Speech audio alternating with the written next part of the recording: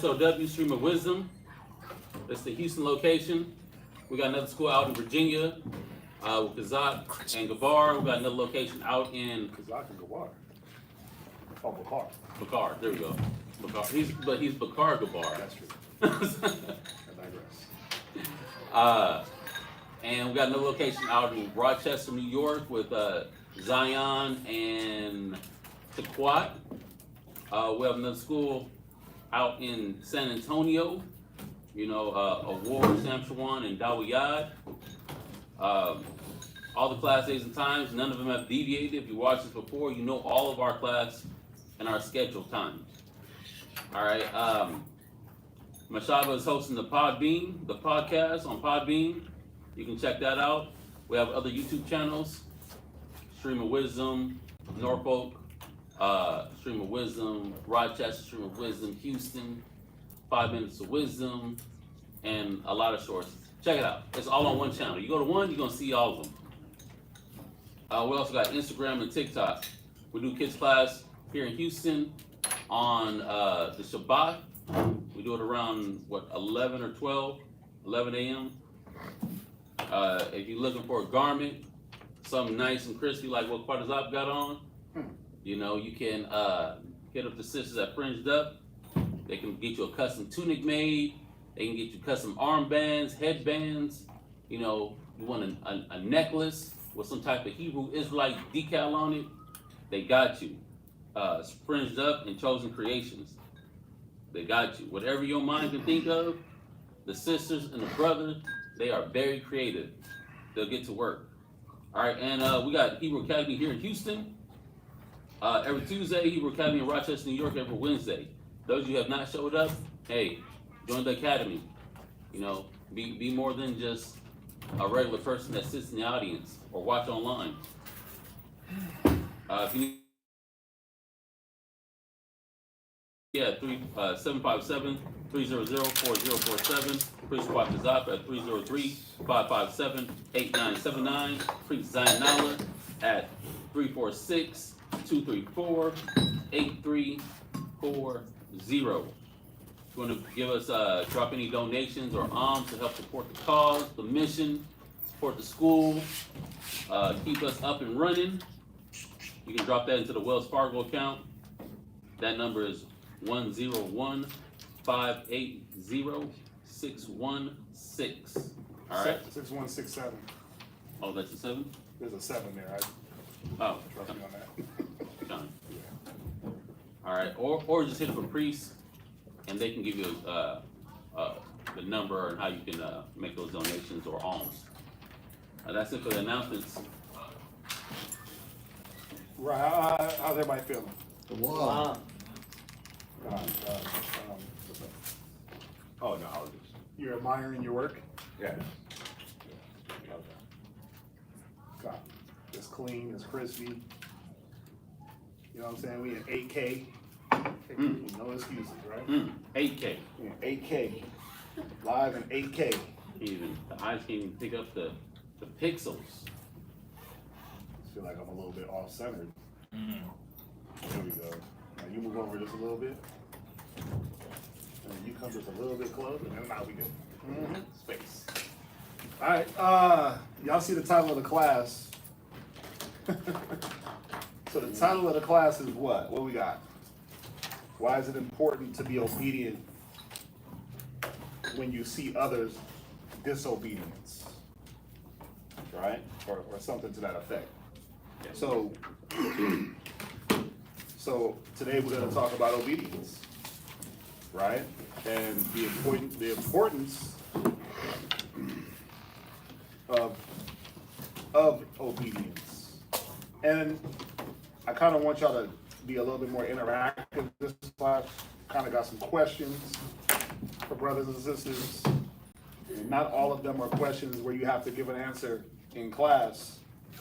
Like my first question is more like an introspect type of question, right? So, why is obedience important when others are disobedient? Or why is my obedience important while others are disobedient? That's the title. So I do have a question I want you guys to kind of just mull over in your head as the class goes. Let's see here.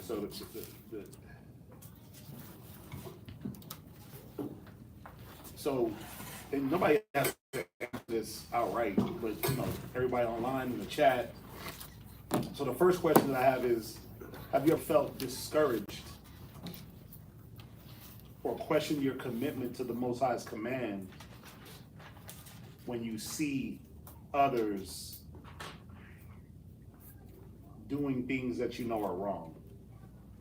Meaning, do you sometimes want to follow the crowd? Right? And that's kind of something that I want y'all to think about as we go through this class. Do I sometimes feel like I want to follow the ones that are being disobedient, right? And if anybody wants to be brave, go ahead.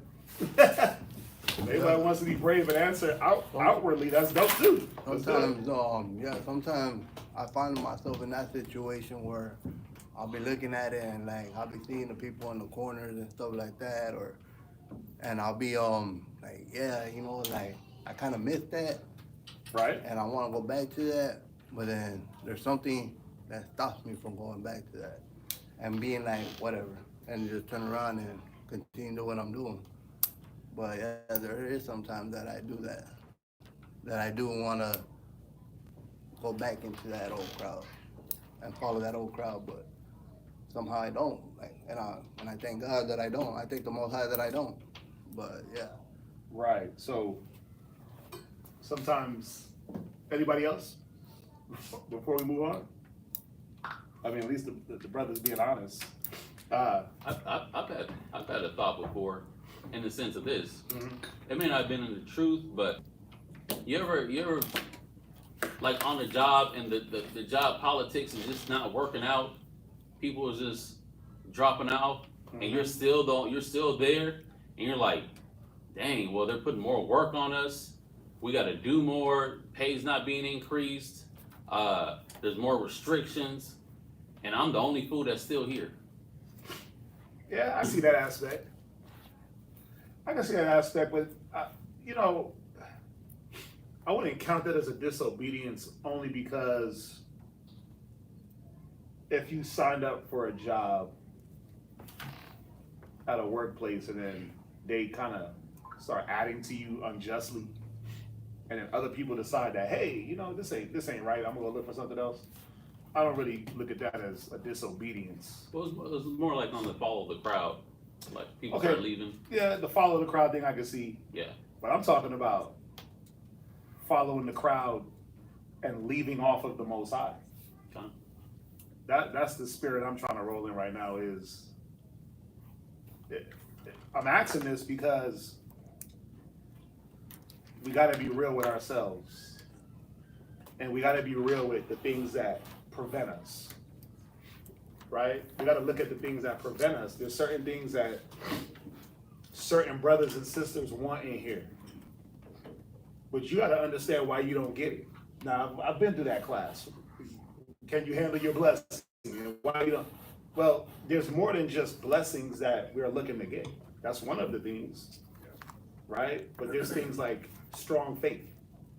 There's things like spiritual growth. There's things like understanding and wisdom, fruits of the spirit, right? That we're all trying to, or all should be trying to attain. And when you go so many years and then you look up and you say, wait, hold up. Ain't nothing changing with me. There's nothing growing with me. I don't see my fruit. Well, wouldn't the next question be why? Yeah. And then when you start to examine why, and you break down all the different elements of why, it starts to lead back towards things that we're about to talk about now, like my obedience.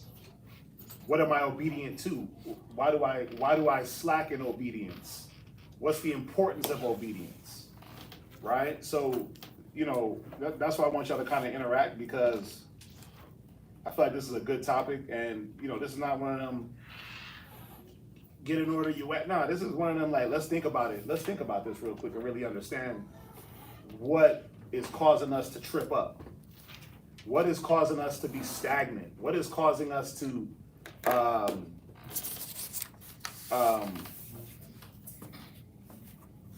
be like that spiritual growth not to happen? Right? You had your hand up, Asherai? Yeah, you was asking, why is it important to be obedient even when others are not? Just for that first response, I would say the example that you set forth, like in the house and within the body, is if they see you going off, it's like, okay, he's going off, she's going off, I can do it too. And it's, you don't have to fight, so you kind of give up that fight. And then another thing that could cause us to just not grow is the examples that we have, within our homes or within the body. Just being that example. Okay. So, I got another question. What is the nature of disobedience? And when I say the nature of disobedience, meaning what is like the expected characteristic? What is the characteristic of disobedience? What would you categorize it as? What's that? I'm saying like prideful. Okay. So there's pride. What else? Like, y'all understand the question I'm asking? Like, what is the nature? Like, when I say, what is the nature of Christ? And what are you gonna name? You're gonna name what? Fruits of the Spirit. You're gonna name all the things about Christ, right? Yeah. You're gonna name the things that he is, his characteristics. What is the nature of disobedience? At its what? Okay. I would say selfishness. Selfishness. I like that. I'll say rebellion. Rebellion. Well, yeah. Rebellion, disobedience. They're in the same vein. They're literally the same thing. But yeah. Anybody else? Sis? And y'all can answer online too. Sister Lakeisha? I would say self-will. Self-will, right, which goes into pride, stiff neck, what? Oh, we said pride. Somebody said it, right? That's why I stole it. Greed, right, which goes into self-will, right? What else? Like what? Oh, who got it? Who got the hand up? I can't see through that big old tablet. Apple's blocking me. What's that? Gabar? Say that. Big apparatus. Presumptuous. Presumptuous, okay. What else? Max? No peace. Huh? No peace. No peace. Okay. Okay. I like that. That is characteristic of disobedience. You don't have peace. What else? Sensual. Sensual. Right? It's about your feeling. Right? What else? What? So all the things that we're naming, what do we group them all into? It's one word. What is it? Huh? Satan. No. Sin. It's sin. Right? So is the nature of disobedience sin? God. Yes or no? God. Come. Okay. So what is sin? Disobedient. Bible verse. What is sin?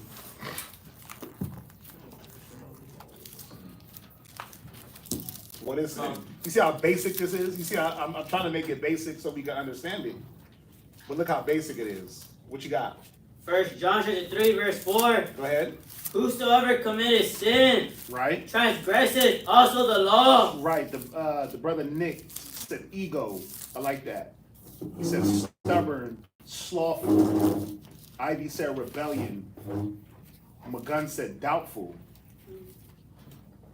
Right. Transgression of the law. Read it again. 1 John chapter 3, verse 4. Right. Whosoever committeth sin Mm-hmm.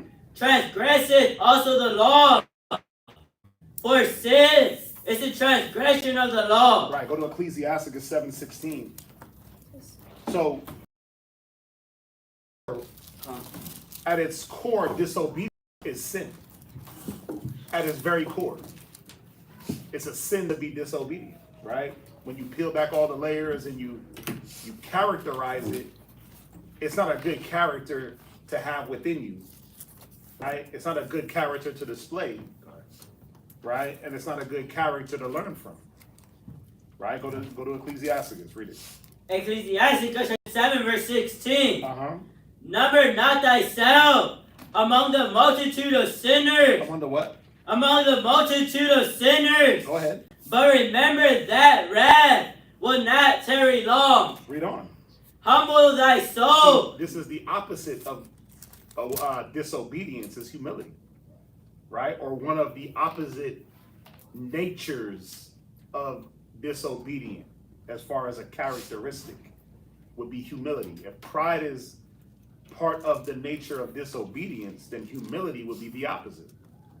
So, number not thyself with a multitude of sinners, because it brings wrath, but humble thyself. Read on. Humble thy soul greatly. Uh-huh. For the vengeance of the ungodly is fire and war. Right, because isn't that what the children of disobedience look for? Give me that. Give me the one in Hebrews. I think it says that. Right? Somebody go to 1 Samuel 15:23. And I'm breezing through these quick because we understand these, but I'm just giving you the understanding that if you didn't think disobedience was sin, it is. It's straight up sin. And once we get that out the way, now we can kind of understand where these things come from. Read. 1 Samuel chapter 15, verse 23. Go ahead. For rebellion is as the sin of witchcraft, Go ahead. and stubbornness It says rebellion is as the what? as the sin of witchcraft. Right, so rebellion is as the sin of witchcraft. And stubbornness, what? Is as iniquity and idolatry. Right, which are all sins. Right? Which are all punishable by death, by the way. Ooh, man. Which are all punishable by death. If we were in our land and had our temple and had our ways, the things that are being named, you'd be punished by death. That's how against stubborn and disobedience the Most High is. He eradicates that outside of the camp. He takes it out. He removes it, right? Because that transgression of disobedience, what do they say? It spreads like cancer, spreads like wildfire, right? So it's very important to understand that, you know, when a person is dealing with disobedience, what are you actually really dealing with? Well, there's many different characteristics that make up this one action, right? And then you got to understand how the Most High views it.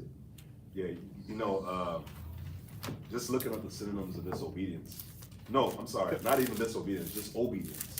Okay, can we define disobedience before you go there? Oh yeah. You mean obedience? Hold on. No, disobedience. Okay, Let's yeah. define disobedience, and then we'll do Yeah, what Laka Rob wants. So disobedience, I'm just gonna do it biblically. I just went to the word in Greek because you can only find that word in the Greek, which is it's what is it? G5218. Hupeia definition. Obedience. Right, I'm looking up obedience. Yeah. Right, I'm looking up obedience. So you look at the wrong. No, I'm looking up obedience, and I'm gonna let you get the synonyms. That's what you wanted, right? Yeah. Yep. Right. So obedience, submissiveness, compliance. Right. That's the meaning. Strong, exhaustive concordance, compliance or submission. Yeah. Right. Now watch this. This is the Helps Word Studies. Now this word words combined. I'm not gonna go into all of that, but it's submission to what is heard. You submit to what is heard. So to kind of make it make sense, when Christ would say, have you not heard? Right? Yeah. The have you not heard is a question of, why are you doing opposite of what was said? Exactly. Yeah. Why are you not obedient to what's being said? Have you not heard? It's like when you tell your child, didn't I tell you? Right, I told you, right? right. Yeah. Because you're not reading a script to your children, you're not reading laws to them, you're not literally reading from a playbook, you're teaching them verbally, and you're expecting, like, what do we expect our children to do, if, even on that level? We expect to speak, and then what? It get done. What? Yeah, for them to do it. Yeah, right? I'm the type of person, I expect to speak one time, and I shouldn't have to say, like if I say to do something, I shouldn't have to say it 3-4 times in 5 minutes for you to do it. You're supposed to be moving Right. Yeah. right away. If I say get up, then get up. If I say just go do it right away. Right. That's what we expect as parents, right? That's the level of obedience that we expect from our children, but the Most High expects that level of obedience from us. Have you not heard what is written? Have you not heard? Have you not heard? Have you not heard? And then to the Pharisees, he would say, have you not read? Because they actually had the scrolls to be able to read things out to the common people, Yep. so that the common people can hear. And then the expectation of hearing was what? Doing. Yeah. Right, doing. Right? So that was the main part of disobedience, was submission to what is heard. Right? Obedience as the response to someone speaking refers both to an earthly voice and the Lord's voice. Right? So again, I kind of said it, but I do want to make sure that I say it again, that, there's certain things that we lack. Hey, you gotta calm them down back there. There's certain things that we lack. There's certain things that we're looking to develop within us, which are good things, right? So, you're looking for those fruits of the Spirit. You're looking for that patience. You're looking for, you're looking to be a more charitable person. You're looking to be a more faithful person, more committed. Yeah. But you have to ask yourself, if these things aren't growing within you, why? Right? What is at the root cause of my lack of faith, my lack of strength, my lack of belief, my lack of wanting to push, wanting to fight, right? My lack of seeing things like the scriptures say, in a more pure outlook. What's blocking that? A lot of the times, and for what, as we go through this class, we're going to see that a lot of it is the fact that you're just disobedient. And because you see others be disobedient, you feel like that's the path to follow. Right? So you were going to come with something. Yeah, but I wanted to bring out, so this word obedience, it's a dope word. When you look up the synonyms, there's certain words that's used in the synonym that you wouldn't have thought actually goes with being obedient. Like one of them is yielding, to be able to yield, right? So like, think about it. Something is laid out, you may read something in the scriptures, the Most High has whatever it is laid out for us. Or, you may get a counsel, you may get some advice from a brother or a sister, and it may not be according to what you want to do. It may not be according to how you feel. But one of the synonyms for obedience is yielding. And a lot of the times, we become disobedient because we don't want to yield to what we want to do. I mean, we don't want to yield to to the advice that's given necessary. out. We don't want to yield. You see what I'm saying? Another one is adaptable. So I'm just pointing out like these key ones, being adaptable. A lot of times we don't want to adapt to a certain situation. We want to stay the way that we are, where the Most High is different than what our nature is like. So you got to be able to adapt.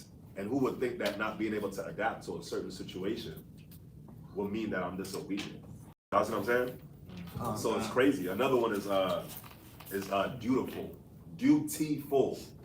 So like when you're dutiful, that means that you're whatever duties you're given, you do them. And that one's a little bit easier, but I'm pointing this one out. Why? Because we all got our duties, being a part of the school, being a part of the body.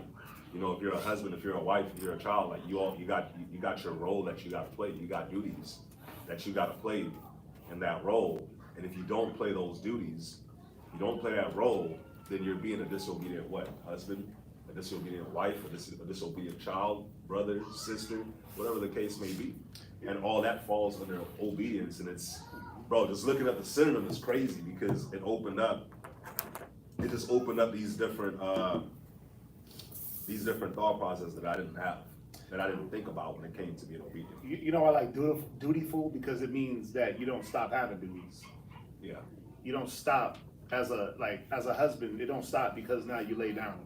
Yeah. And then you get the title as a wife. It don't stop because you cook 2 eggs, some turkey bacon, and you sweat them up. Like, you're dutiful, meaning you're always having a duty or something to do pertaining to that job, pertaining to that duty. Like obedience isn't limited to just one activity, and then obedience complete, Right. law fulfilled. I don't have to do it anymore. Like, I know the scripture said, fulfilling your obedience or avenging obedience once your obedience is fulfilled. But can you really truly fulfill obedience? Because remember, we're reading that in English, right? You can't fulfill obedience because that would mean that there's a stopping point to obedience. And once you've attained, then you just good. But we know that's like saying I fulfilled long suffering. I fulfilled faith. No, you always got to be obedient. Because there's always something to throw you off of your obedience, to remove you from your duty, right? To remove you from submitting to what you hear, right? In a righteous sense, because there's many things to hear. But if I'm obedient to righteousness, well, isn't there something on the other hand trying to make me obedient to it? Right? I know I have these duties to fulfill as an Israelite man, as an Israelite woman. Just the standard I should be keeping, the way I should carry myself. I need to be obedient in the way I walk, the way I talk. That don't stop all of a sudden because you hit the 5th year in the truth. Obedience, like obedience fulfilled. Complete. Right? I got 100% obedience. No. That bar could never be filled until Christ comes. Just like your faith bar, just like your charity bar, all those, and that's the problem that a lot of brothers and sisters face. You think because you displayed some faith that's it. I'm good now. That's why the scripture said obedient unto death. Obedient unto death. That's what I was gonna say. Right? It was about being faithful. Christ Like, I got some faith. But then what happens when your faith is challenged? Okay, well, I passed the test, right? But do I stop being faithful all of a sudden? No, I got to keep pushing at these things. I got to keep exhorting these things. I have to keep working on these things because the Most High is always going to work on those things whether you're ready or not. You're going to be put inside positions and put inside situations to display obedience at every turn. Right? So, can I get one more? Yeah, what you got? And this is the last synonym I got. This one was tractable. And this word means to be manageable, to be persuadable, right? And I'm gonna give one of the examples that it gives. It says, it was a pleasure to teach a student who was so tractable. Meaning what? The student was manageable. He was flexible, like the other. Flexible. Oh yeah, that's another word Yeah. it uses malleable. Malleable, flexible. The same thing. So that's what Christ wants from us. That's why he uses us in a sense of like we're gold. Why? Because gold is malleable, right? Yep. Gold can withstand fire and it's malleable. But then he also says to come like a child. Why? Because as a child you're supposed to be able to be manageable and malleable And you're able, and as a child, you're supposed to be able to be persuadable. And all that goes into obedience. And of course, we don't want to be persuaded in the wrong thing, but of course, in dealing with the scriptures, then we know that we're supposed to be, we're getting persuaded into a right thing. But a lot of times when we do, we kick against that. We fight against it. So yeah. Okay, so I got a question. Y'all could shoot answers. What are some examples of corporate disobedience? Corporate meaning group, right? What are some scriptural examples of corporate disobedience or group disobedience? Anybody can name anything off the top? There's major ones. What? I would say just like not being on one accord, not. Give me some history. Give me like a Bible event. Yeah, you're right, but give me like a Bible event. I would say like. Can you pose that again? Examples of group disobedience in the Bible. Group disobedience. Anybody? So I would say like the Acts chapter 5 with it. Ananias and Sapphira. Yeah. Okay, I like that. Who else? We're just shooting them out. What you got? With Moses going on the mountain when they was down there, they were supposed to The listen. golden calf? Yeah, they were supposed to listen. Listen to what? Remember, he went up a few times, so what instance are you speaking Well, I'm about? talking about when they were supposed to wait for instructions when he came back down, but they was disobedient and still did whatever they wanted to do. Okay, we're gonna say the golden calf. Okay. What else? Achan and the curse. It was Achan And his fam, Yeah. right? Achan the curse. I'm missing some major ones though. Some simple one is Adam and Eve. Okay, that's a good one. Y'all missing some major ones. Okay, so Adam and Eve. What happened right directly after Adam and Eve? I don't know that one, but I was gonna say. Oh, okay. You don't know. He said, I don't know. He said, listen, bro. You got one though. to put an answer in my head. He said, I don't know that That's one. not why I raised my hand. All right. What you got, Elijah? At least he was honest. With Rehoboam, when he didn't take the counsel of the old, but his friends. Okay, that's more of individual. Okay, I'll give The y'all Tower of one. Babel. Huh? The Tower of Babel. Tower of Babel's a good one. Tower of Babel, I'll give you one. Think about how many people died in the flood. Right? That was a major instance of corporate disobedience, where you had the entire world saying 8 people died because of their disobedience. Crazy, yeah. Right? So think about that. Disobedience can be so strong, it can cause an entire world to perish. Save 8 people. Right? What else can y'all think of now that I gave y'all one? Someone, who else had their hand up? Okay, I'll give y'all another one. What you got? Well, in the Maccabees, when Antiochus, the king, when he's like, you follow me or follow the Most High, like, you're gonna, if you don't follow me, you die, and majority Israel follow. That's a good one. Yeah, because the majority of Israel consented to the king's command, and they became Greeks. I would say that the Pharisees putting Christ to death. That's a good one. Yeah. Right? How about Israel in the wilderness, 40 years? Yeah. That was an example of group disobedience. You got? I was thinking, I think it's in Samuel's, I forget his name, but his sons were like doing a lot of wicked stuff. Eli's sons? Eli's sons, taking the meat for themselves and just doing all types of that instance. I would add that in there. That was more than one person. How about what you got? In Judges, when the Benjamites, they killed that.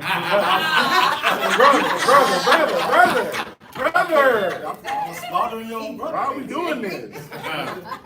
That's an example, right? Why do brothers always look at Right? You had to know. Hey, I'm gonna say this. That's actually the strongest example. I'm gonna say this. One tribe, the smallest tribe. Bro, don't do this. Smashed y'all. Don't do this. I had this fight with them. Smashed y'all. They all lost. Don't ever forget that. That's what I'm saying. For that. Don't ever forget. 2 days in a row. 2 days in a row, we smashed one of the smallest tribes. 20,000 people Smashing y'all. versus 400,000 people. I don't think all 400,000 pulled up. 20,000 versus 400,000. And we were wicked. Yeah. That's the reason why. Yeah. We was not Right? listening to anything. I had this fight with them like 2 Sabbaths ago. Them Stones is like, y'all Yeah, right, man. left-handed. you know, Gays got some high spirits. Hey, High level demons on them. right? Wait. Like, don't ever get in a fight with a gay dude. We're gonna say What are we that talking Benjamin was They homosexual. was down that They dating, weren't huh? all homosexuals. They were Nah, definitely, that's it. some of them were on that, but not all 20,000. Let's get back to the topic. Another corporate disobedient situation. What you got? The 11 brothers to Joseph. Oh. Yeah, that's a good one. The brothers selling Joseph. That's a good one. How about the Northern Kingdom falling into idolatry? Right. So Corey and Dathan. Corey and Dathan. That's another one. So That's what no. somebody did kind of say it. He said Ananias and Sapphira. So we see that, you know, there is disobedience that the Bible teaches. Now, every one of those that we named, all you got to do is go back and see the result of their action. Was it ever good? Nah. Did they benefit? Nah. Did they seek the things that they were looking for? Yes. Well, the thing that they weren't looking for, they got, which was destruction. But the prosperity that they were looking for, they never got. The things they were looking for through their disobedience never came. Right? I'm a worship idols for this purpose. Well, guess what? You didn't get what you were looking for from that idol, because you had to kill your kid, sacrifice your child, sacrifice this or sacrifice that. Right? The people in the flood, they didn't get what they were looking for in their disobedience. They got death. They called death to them, like the scriptures say. They thought they were going to be what? Prosperous, right? It says the earth was exceedingly wicked, sinful, right? Murder, covetousness, all these different things was going on.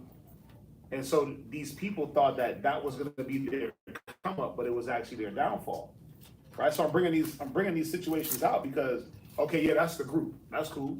But remember, the class is us looking at others, right?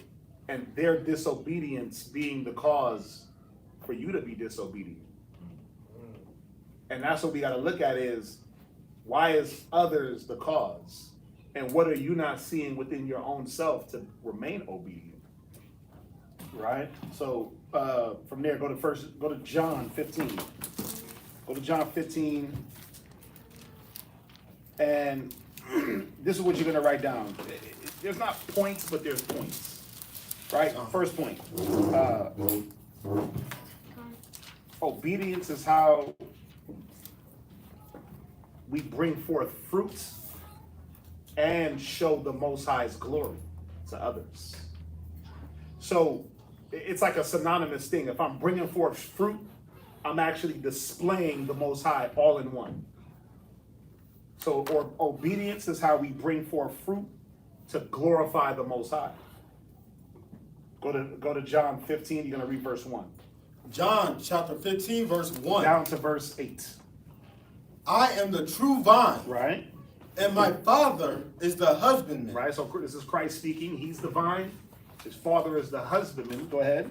Every branch in me that beareth not fruit, he taketh away. Right, so the branches that don't bear fruit, that are taken away, those are the what branches? They will represent bad or unprofitable or evil. But those are the branches that are unprofitable, so they're not needed. They're not necessary. So those are automatically pruned away. They cut them off. It's like when you do gardening, right? Or you have a house plant, and when you start to see that leaf, like you see this plant right here, after a while, that very tip of that plant is brown. You can tell that leaf is going to be unprofitable. When that brownness gets halfway up that leaf, you know what you do? You just cut it away. You just cut it away. Why? Because now that leaf or that branch becomes a what's the word I'm looking for? It becomes a liability. It starts to, instead of adding to the plant, it starts to become where now the plant has to support it. The problem with that leaf is it'll never recover. So it starts to work against the plant. So what you do is, as the husbandman, you cut that away. You examine it, you look, you say, okay, yeah, I'm gonna cut them away, let it rot at the stem, and then pull it right out. And now the plant can go on to flourish. Go ahead. And every branch that that beareth fruit, he purgeth it. Right, and every branch that bears fruit is purged. What is that? A branch that bears fruit is purged how? What does that mean? Are you cutting away the branch that's that's getting fruit? No. No. What are you doing to purge it? What does that mean? Cutting away. Is it, What? is it harvesting it? You harvest. You harvest it. You don't cut away a good branch. You're like, wait a minute. You could again next year. You purge the branch by removing the fruit. Like just before we hopped in the car. I was about to hop in the car, looked up at the neighbor's tree, looked to that high branch, saw 2 peaches. Let me get those. I purged the branch by plucking the 2 good peaches, right? The only reason why you would purge a good branch is to propagate it into another tree. It's the only reason why. Other than that, you leave good branches. Read on. That it may bring forth more fruit. That it may bring forth more fruit. So a lot of things, the more you harvest, the more it brings forth. Now think about it. If we're supposed to be this entity or this thing connected to a vine, and we're supposed to be bringing forth fruit, and we know you're not just walking around with apples hanging off of you. Your fruit is what? Fruits of the spirit, right? What is it telling you here? That the more something is taken from me, or the more I use something, the more what? Read it again. Let's see if y'all get it. Read it again. And every branch that beareth fruit, he purgeth it. Come on. That it may bring forth more fruit. So every time I harvest from this branch, it does what? You're supposed to do what? More charity. You should never be able to run out. Every time I'm displaying my faith, what's supposed to happen? In a situation. Right. That wasn't what you want to ask. No. It shouldn't. If what? What's the time? What's the class? If I'm obedient to what? Your parents. Huh? Your parents. Your parents, yes. That's Max, y'all. I mean, he don't give them 7-year-old answers. I mean, what we expect, right? He's right though. But I'm obedient to the process that started off my faith in the first place. I'm obedient to the process that started off me being charitable in the first place. As long as I'm obedient to the process, then what's going to happen? I'm never going to run out of these things. I'll always have charity, love, hospitality, joy, peace, long suffering. I'll always have these things as long as I'm obedient to the process. When I become disobedient, what happens? Don't I become the branch that needs to be purged because it doesn't produce? So now ask yourself, wait a minute, which branch am I and why? I'm connected to the vine because it's not just enough to be connected to Christ. Meaning, it's not just enough to read your Bible. It's not just enough to know a breakdown or understand a parable, or I know how to go through Proverbs. I know how to get through Psalms. I've been watching class. Like I know to break down Revelation, 12 heads, 10 horns. Like that. That don't matter. It's not just to be connected or even to be around the body. It's not enough, is what the Bible is showing us. That there got to be more that you have to do to be able to bring forth the fruit that when you look up 5 years from now, when you look up 7, 8, 10, and you say, damn, what am I here for? 'Cause I know some of y'all think that. What am I here doing? What's the purpose? What's the point? I've been here this long and I'm just going with the motions. Now, should we be going with the motion? Nah, it shouldn't be autopilot, right? We know, day in, day out, there's a there's a schedule or a regimen that you have to stick to, whether you got a job working, working out in the world, or if you got a job in the camp. That's an everyday thing you can't get rid of. But remove the job that you do every day on autopilot, by the way, Right. and now look at yourself. You're a job within itself. So, is there growth in you? That's the point I'm getting to, right?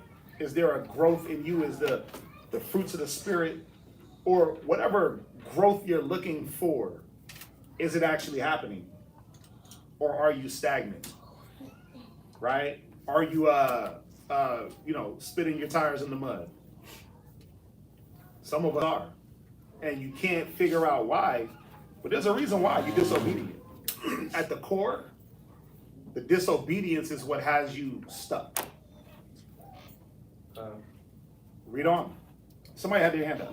You know, before you do read on, I'm just sitting here and I'm thinking about, as you're going along with this class, I was thinking about Abraham and what made Abraham, and what made him the father of many nations, and what made him, like one of the most important figures, for Israelites in general. And it's that obedience. Like, think about what he was told to do. Like, Abraham was obedient from the jump. You see what I'm saying? And it does ties in with his faith, but whatever the Most High told him to do, think about it, he did it. And the Most High told him to do some real stuff that a lot of us can't do right now. Just think about how he told him to pack up and just go east. He didn't tell him where to go. He was just like, hey, just go east. Imagine the Most High came to you right now and told you that, hey, man, just go east. We're in Texas. Half of us going to be like, wait, you want us to go to Louisiana? You want us to go past Louisiana and go to Alabama, Mississippi? Like, we going to Florida? Like, where are we going? Let's go east. Oh, damn, let's go east. So I'm just going to go east until you told him not to go east. But so that y'all understand, like, why that was such a big move for him is, when you read about him in the Josephus, like, Abraham was a top dude. He was somebody important in Mesopotamia. So when he told him to move east, this wasn't like a bum that didn't have anything to lose. That was like, yeah, I can, or a vagabond that could just go anywhere. Like, when Abraham got up and moved, this was a dude that was damn near a king in Mesopotamia. So when he told him to get up and go east, it's like he literally left his throne and just left. You know what I'm saying? That's why you think he had 300 trained servants. Why you think he had hella money and hella cattle. That wasn't like, oh yeah, let me just pack a suitcase and go. He left with a whole bunch of stuff, a whole bunch of servants with their families, a whole bunch of cattle, and they just up and left.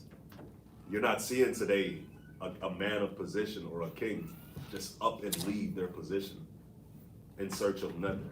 That's like, think about it, it's like Elon Musk just stepping down from Tesla and just saying, yeah, I'm gone. I don't know what I'm about to do, but I'm gone. I'm out. That's what Abraham did. So I don't want y'all to think like whenever we read it, it said he just up and moved like it was just a small thing, like he didn't have anything to lose. Like, he had a lot to lose. So he up and left, and then as you keep reading about him, you keep seeing how the Most High just kept testing him. But Abraham, throughout everything, was obedient. I'm gonna read this. This is Genesis 22:18. And in thy seed shall all nations of the earth be blessed, because thou hast obeyed my voice. Damn. That was pertaining to Abraham. So, and it says it more than once. Yeah. Right? It says it more than once. 22:18, Genesis 26:4 and 5 also says the same thing. Right? So we know Abraham obeyed. Right? And that was counted as a high level of righteousness. But not only did he obey, he had works. He didn't, to obey is to do. So he didn't just listen, right? He didn't just listen. He submitted to what was being said. It's like you were saying, obedience is dutiful. Right, dutiful. Yeah. Right. Yep. He took it upon himself a duty. Yeah. It's like watch this. Going back to that dutiful. it's like the women of this world. There's like this kind of thing going around where, they're showing how worldly women would rather sacrifice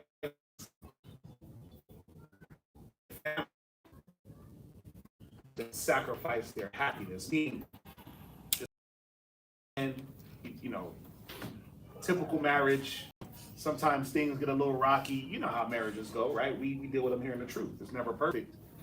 But instead of holding to the duty, the obedience of the marriage, what do these women rather do? You know what? I'm gonna go out and have my fun because my happiness is more important than the duty signed up for, the commitment. Because that's what obedience is about. It's about committing to a thing. Committing to something, do this. So she ain't hurting her neck.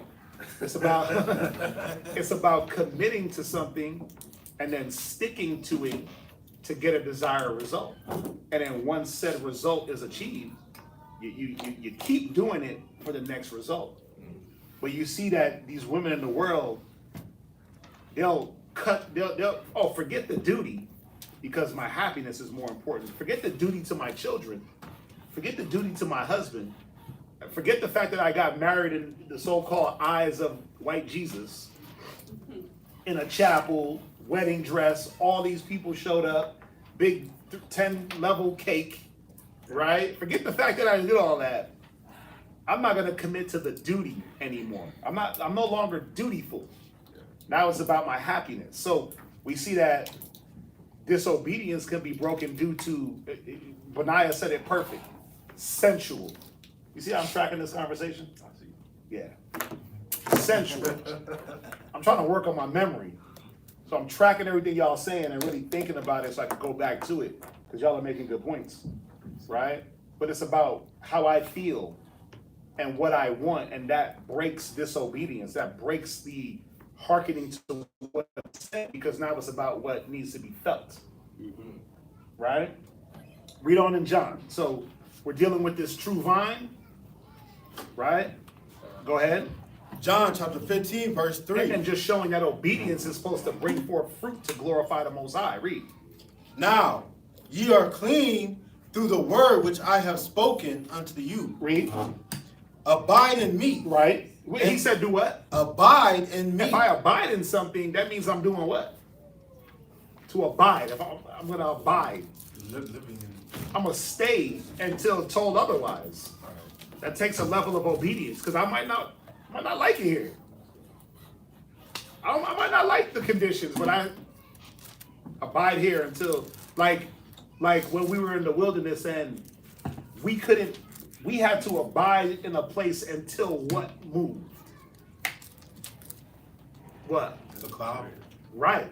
Until the cloud moved, we had to abide for as long as that cloud sat above the camp. And then the only way we moved was when we saw that cloud move. That cloud by day, that pillar by night. Other than that, you have to abide. Oh, well, we don't like it here. Ain't no water. Suck it up. Ain't no food. Deal with it. Ain't enough land. Nope. Figure it out. You're going to have to abide here. You're going to have to make this your abode until otherwise spoken. Go ahead. You're going to become malleable. You got That's where he got you. Right. And you know, I'm thinking about it, like hearing you talk about it, I started thinking like, damn, knowing the Most High, he probably had us abiding somewhere that we didn't like. Every time. Knowing somewhere. It's like, man, we probably like got there, it was like, man, bro, I pray he don't stop here. And then he stopped. But look at it. The waters of Meribah, right? The spots where, wait, there's no water here. We have to go talk to a rock. Yeah. The spot where it was bitter waters, that was the water of Meribah. The bitter waters, like, you stop at a place that got water, you taste it, you're like, nah, we got to keep going. Most High is like, nope. Right here. Right here. Wait, this is a remember one thing.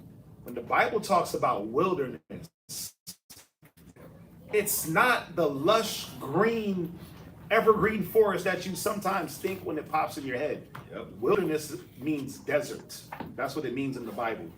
That's the definition of wilderness. It's not a green forest with evergreen trees and all types of deers and lamb running around and you can just go hunt. I got a question on that. It means deserts. Is it safe to say that it was like Mad Max? You know why I'm saying that? Because I It was watched Mad desert. Max. It was the damn Australian desert. Oh, you watched it finally, huh? I finally watched it. Which one? The third one. Oh, was it? Oh, y'all got it. Y'all gotta I don't know. It was a rock. Water came out the rock. You did.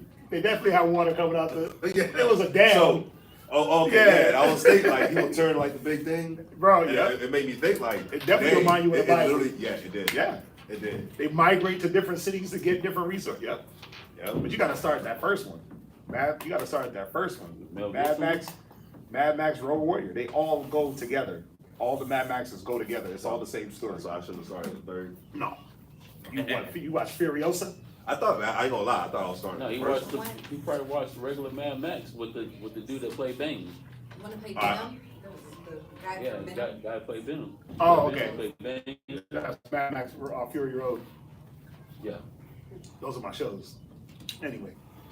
Read on. Yeah, it was. It's good. Yeah, you gotta watch that Furiosa. Oh, It's on Netflix. Go ahead. It's 3 hours though. John 15 verses 4. Right, go ahead. Abide in me. Abide in me, Uh-huh. and I in you. Come on. As the branch cannot bear fruit of itself. Right, that's the point. I'm connected to the vine so that I can bring forth something. I can't do it alone. Go ahead. But he said, but this is the point. He said you got to abide in me. Meaning you got to sit around the vine. You got to be connected to the vine for how long? For how long? Forever. Forever. That's the point. We don't sit around long enough to see the product of what we want because you're not obedient. You don't sit around long enough. Awar said it beautifully on his class on the Shabbat. He said you don't. It was either Awar or Dawiyad, but they were articulating that you don't study long enough to see the results of your study. Mm-hmm. It was Dawiyad. Okay, you don't hold your faith long enough to see the results of your faith. You don't do these spiritual things long enough to see the actual results. So what do you in turn do? You disconnect yourself from the vine. You cut yourself away because you say, you know what, this don't work. This ain't working. It's not, and it's not that it's not working. It's just not working fast enough for you. You know, that remind me of that movie Alimony, I think, with Taraji P. Henson. Okay, I've never seen it. She was basically like taking care of her husband while he was trying to get his business going. Mm-hmm. And then over the years, they had lost a whole bunch of money. Mm-hmm. And then she got fed up with it. So she wanted a divorce. Mm-hmm. And then after she got the divorce, that's when he hit it. Blew That's up. when it blew up. He got all the money. And then she was mad because he only gave her like 10 million. Mm. When she felt like she should have had it all because she was the one that sat there and built it with him. But you didn't abide, He sis. didn't abide. You didn't abide. You got something, though. But you got what you deserve based on how long you decided to abide. Because I want to go here, but I want to hold it. There's something I want to go to so badly, but I'm just gonna hold it. She cut herself away so he can be more fruitful. She purged herself, right? Done. Yeah. Go ahead, read on. Where you at? Read verse 5. Verse 5. I am the vine, ye are the branches. Right. He that abideth in me, and I in him, the same bringeth forth much fruit. Go ahead. So as long as you stay connected, much fruit, the possibility is there. Read. And I in him, the same bringeth forth much fruit. For without me, ye can do nothing. Go ahead. If a man abide not in me, he is cast forth as a branch and is withered. Right. And men gather them and cast them into the fire, and they are burned. Read. If ye abide in me, and my words abide in you, ye shall ask what ye will. Look up that word abide. Watch. Read. And it shall be done unto you. And it shall be done unto you. Come on, this is the point that I wanted to get to. Read the next verse. Herein is my Father glorified. Herein is what? Herein is my Father glorified. For us to abide in Christ and stay connected, right? For a time, meaning your entire life. Because when you go into the book of Colossians, the 3rd chapter, it said Christ who is our life. Right? It says you die, and then your new life is Christ. So there's a new connection, a new rooting, right? You were rooted to the world at one point. With the rudiments of the world, now it says you should be rooted up in Christ. So all these ideas go together to show you that the abiding is for an infinite time. It never stops.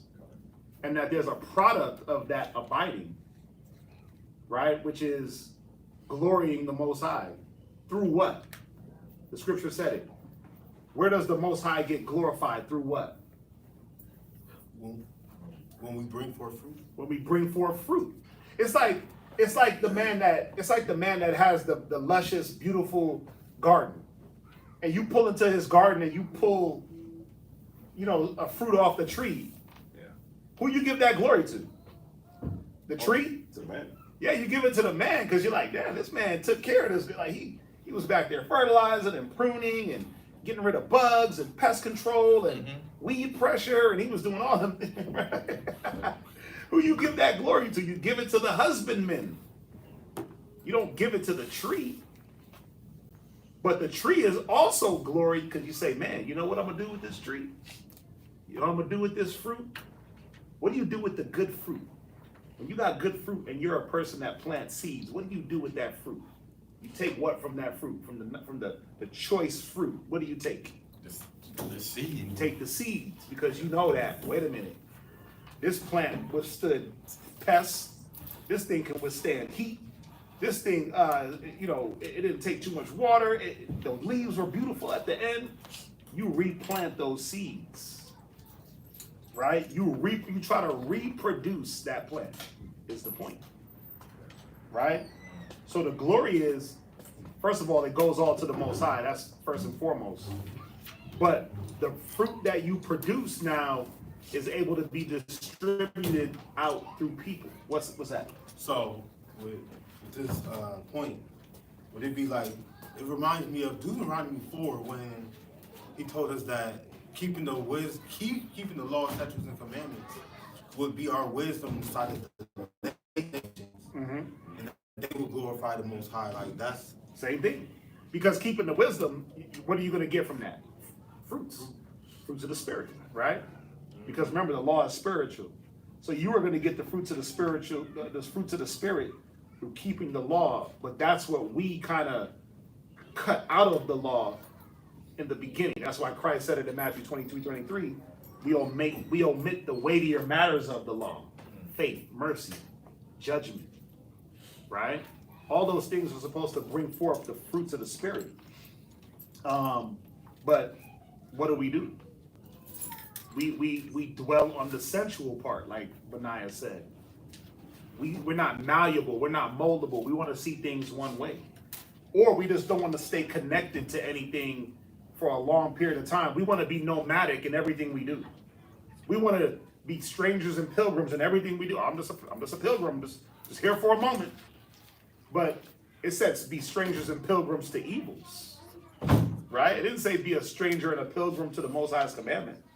Like 1 minute I'm with it, next minute, He said abide. Moshe put a definition, beautiful. To abide, to rest, dwell, tarry, continue, or remain in place. That's an indefinite until otherwise told. That's the point. Tarry here. When do I not tarry? When I tell you not to. Abide here. He said abide in me. He didn't say stop abiding in me, is the point. Right? So go from there. Go to Matthew's. We go here all the time. Matthew 5:14. Verse 14, 15, and 16. I got something on that. Matthew chapter 5. Oh, you got something on the Bible? What you got? It says, Before we go do that, y'all with me so far? Okay, it's clear? You clear? Okay, go ahead. Not the screen. Oh. the words that are coming out of my mouth. The understanding of, is it clear what we're talking about? Okay, go ahead, what you got? An old definition of abide is to live. Think of abode. Go ahead, no, don't listen to him, man, you don't get nervous. Think of abode as in dwelling. If you abide by the rules, it means you live with them, and you will follow them. If you can't abide with your sister's violin playing, that means you can't live with it. If you can't be in the house while she's practicing, you're not This abiding. is wild. Nah, we only got 45. Right, go ahead. You abide with something, you abide sometimes when you don't like it. Like your teacher's long story during math class. Or it's not a pleasant experience, but you choose to stay, dwell with, stay, put up with something. Right, that's the person I can't in my head. But Matthew 15:4, Matthew 5:14, what you got? If you wanted some more. What you got? I don't really, but what you got? I ain't gonna let you. No, you look it up, what you got? Abide. Number one says accept or act in accordance with a rule, decision, or recommendation. Be able to tolerate someone or something. And it says of a feeling or memory, continue without fading or That's good. What else? or being lost. Or being lost. What else? Continue, remain, survive, last, persist, stay, hold on, put up with, endure, suffer, accept. Endure in me and I will endure in you. He that endureth unto the end. Obey, observe, follow, keep to, and hold to. What? You know, so just off the definition that Y'all gotta remember, we got 45 minutes and I barely got through the class. What you got? just off of what Shaddai was bringing up, the very first time she's thinking about the word abide, apart from the scripture, I just remember like that word being used in like sitcoms, TV shows, right? TV dads, and posing to the children of the house when they get to a certain age, as if they're tapping into some type of maturity to where the parents would be like, if you're gonna be in my house, you will abide by my rules.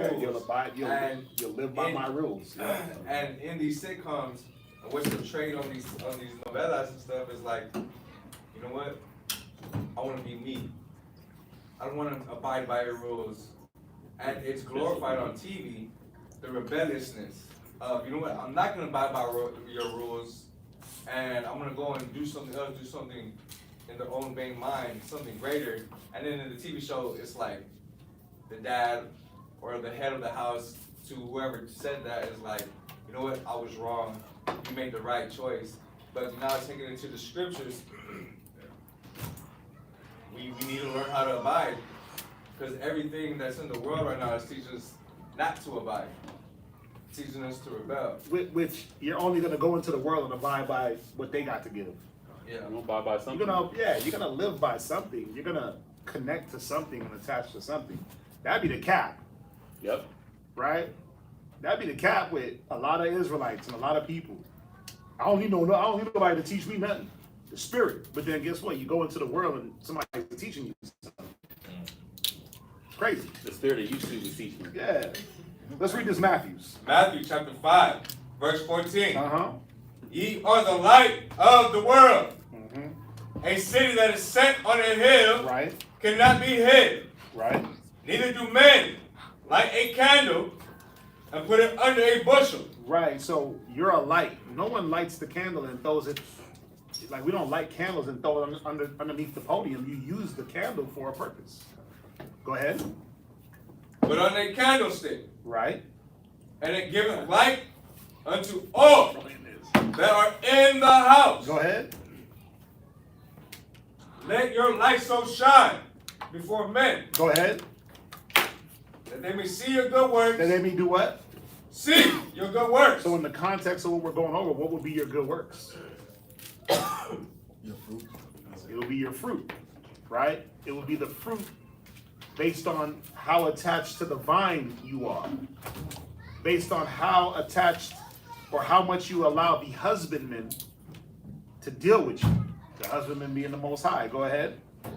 And glorify your Father.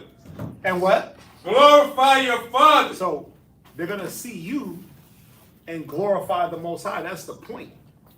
But how can the Most High be glorified in lack of obedience? How can he be glorified in disobedience? He can't. So the point is that our obedience is not just for you. It ain't just for yourself. So why y'all said it. One of the natures of disobedience, Avery said it, selfishness. Right? We get selfish because you think this is all about you. But then what about the Most High? What about his glory? The problem is you don't get the glory, so you say what? Nah, I ain't with this no more. You don't get the glory, so you, I'm putting in work, I'm trying to bring forth, but you don't get the glory. The glory don't belong to you. So what do? Once you figure out that you don't get the glory in being obedient, that you don't get the glory in all the things you have to go through, what do most men do? They go seek vainglory in other places. You go look for the glory in another way, and you disconnect from that vine. You disconnect from what is supposed to help you to continue to bring forth, because you want to be seen for something. You want to be recognized for something, but it's not about you. It's not about you. You shouldn't want to be recognized for anything and just do what's right. I think the more we understand about just doing what's right and stop wanting to try to put everything, it says the law, the keeping of the law would be the wisdom in the sight of the nations. So all you have to do is keep the law, have a good head about it, and stay in the spirit, and that will be your wisdom in the sight of the nations. That's what they're gonna see. You ain't gotta really do too much else. But a lot of the times, what do we want to do? We want to post ourselves, right? We want to, wicked ass nation. I'm an Israelite. Okay, cool. Be careful, because you might even be a Hamite. You might be a long lost Edomite. Long lost Edomite. But you'll boast yourself in something that you don't. Just do what the Bible say. You don't gotta boast yourself, because the Most High is not looking for you to boast him in that way. And then how is that making the Most High glory? It don't. The name of the Lord is blasphemed through you to the Gentiles. How about that? How about that? Brothers be thinking that they really doing something, and then they get this vain ass glory, because the true glory, I want to go to the scripture so bad. I'm just gonna hold it. The true glory ain't what you think it is. Right? When Christ said something to the Most High, he said, glorify me with the glory that I had with you in the beginning. And then it comes down, you read down in the same book of John, it said we're going to be glorified with that same glory. There's a process to that. There's a process to that promise of that glory. But you got men here on this earth, women here on this earth right now, ain't did a damn thing, been in the truth 2 seconds talking about, I need glory. And then they get upset when they don't get it. Right? So, are you going to bring out that Romans, or what are we going to do? Yeah. Yeah, but can I bring 2 out? I'll be real quick. No, you're not. Go ahead. No problem. Because you sparked something, and it's funny because you don't have the scripture in here, but it's in Philippians 2:12. We go here all the time. Go ahead. But can somebody give me Philippians 2:12 just real quick? Okay, so can we skip Romans? Yeah, I think I'm off the part. I think we're off that. Oh, I see what you're doing. Yeah. Yeah, that's the time. Yeah. Go to Philippians 2:12 real quick. I'm gonna be quick. Philippians chapter 2, verse 12. Yeah. Wherefore, my beloved, as ye have always obeyed, not as in my presence only, but now much more in my absence. So, man, you want to know what's cold about this? Is this lack of obeying. This lack of obeying, believe it or not, is why we're in the situation that we're in. Just think about it. What did Adam and Eve not do in the Most High's presence? They didn't obey a simple commandment, and that lack of not obeying, because they didn't obey that simple commandment, then we're in the situation that we're in right now. So think about if you could just look at them and see how this train of effects just happened just from them not obeying. Think about how that happens in our lives too. How like this death is just happens in our life. Just why? Because we don't obey. A simple little thing. But yeah, I just wanted to add that. Right. So, okay, let's go to another point because we ran out of time. I don't want to part two this at all. Obedience demonstrates faith and trust in whatever you're obedient to. So you can write down, obedience demonstrates faith and trust. First scripture, Hebrews 11:7. Somebody get me. Second scripture, Romans 1:1. But obedience displays faith and trust. Elijah, go ahead, read. The Romans? Nope. Hebrews 11:7. Okay, Hebrews chapter 11 and verse 7. Go ahead. But by faith, Noah, being warned of God of things not seen as yet. So, go ahead. Moved with fear. He did what? Moved with fear. Go ahead. Prepared an ark. Now, when you go into the building of the ark and you kind of try to piece together a timeline, it's anywhere between 50 to 75 years, 50 to 100 years. What was Noah warned of? What? There's gonna be a flood. Right. That there was going to be water falling from the heavens. Had that ever happened before? Wouldn't it have been very easy to just start off building the ark and then like 2 years in, like, I don't know about this. It's very easy. 6 months in, I don't know about this. But think about it. Noah stayed obedient for a multitude of years. Until what? How long did his obedience go until? Until it started to rain. Until it started to rain. But by that time, what had happened? The ark was built. So he stayed obedient. He stayed committed to the building of the ark. He didn't get off the task because, you know what? This ain't never happened before. My mind is playing tricks on me. No. Right?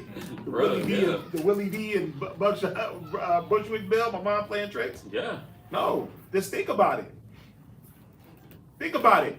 Did he just build an ark and then that was it? Everybody just built the ark and then 8 people? Yo, animals have to be on that ark. So I gotta go round up all the beasts of the field. That took a level of obedience. Because do animals just want to roll? Do wild ass animals just want to do what you say? Do they want to be obedient to you? Okay. Didn't he have to gather up some type of food and resource for them to live? For the time on the ark?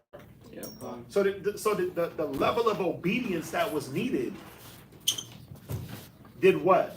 Well, it was intertwined with Noah's faith, right? So obedience. What's the point that we're on? It shows faith and trust. His obedience to the cause demonstrated how much faith he had in what was said. So that means that our disobedience demonstrates the lack of trust and faith we have in what's said. So when you break the commandment, what does it show? You have no trust in it. You have no faith in it. Right? When you go against counsel, what does it show? You have no trust or faith in the counsel that's being given. For whatever reason. There's reasons though, right? I know y'all, but there's reasons, There's reasons why I didn't listen to the counsel. You know what I'm saying? Because, why? Well, to abide in the counsel that's not your own, it don't always feel good. You just read that. To abide in something, you're literally under the rules of someone else. And it's not always that you want to abide under these rules. Read on. To the saving of his house. To the what? To the saving of his house. So he prepared an ark in obedience and he saved his house, the 8 people. Read on. By the which he condemned the world. By the which he condemned the world because they were disobedient. Read on.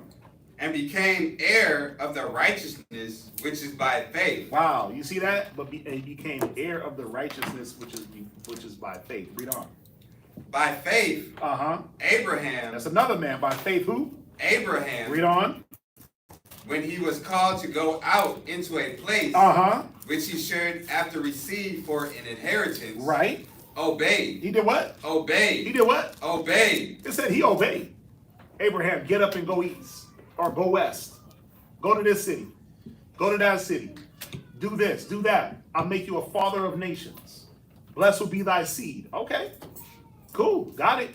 Remember, Abraham didn't ask what he was going to get until after he had already got up and made moves. Yeah. He didn't. When you read Genesis 12, he didn't get up and Most High said, "Get out of the land of your nativity," and he was like, "What am I going to get?" He asked that later on. I believe in like Genesis 18, he was already up out of his land, if I'm not mistaken.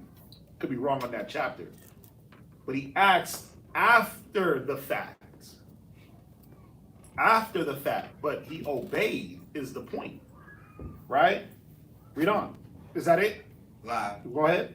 And he went out not knowing. He did what? Went out not knowing. He obeyed not knowing. Come on.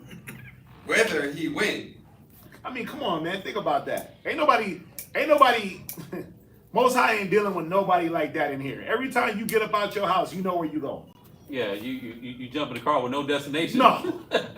I'm gonna just go wherever the wind blows me. Come on. No. Before you hop in the car, you got an agenda set. The Most High has laid it out for you. He made your life faithless in this regard, where you know where you should be before you get there. But then what happens? Disobedience sets in, and you say what? I ain't going to class today. I ain't going to the feast today. I ain't going here today. I ain't doing that today. I'm not showing up. I'm not going to show up to life today. I'm going to punch out of life today and sleep in. Yeah. I see my phone going off, but I'm just going to act like I don't see it. I see the text messages. I see the group chat. I see these different things happening, but I'm going to disobey today and punch out. Okay? Yeah, that's the level it goes to. You know what you should be doing. You know you should be answering them texts. You know you should be looking in the group chat. You know you should be responding. You know you should be in class. You know you should be at the feast. You know what you should be doing.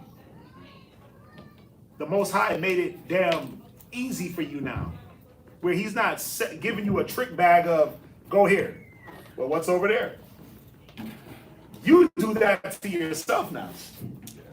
You trick your own self. Oh, I'm gonna go over here. You don't even know what's over there. I'm gonna just find out what's over there. I'm gonna just wing it. And then you get over there and it's like, damn.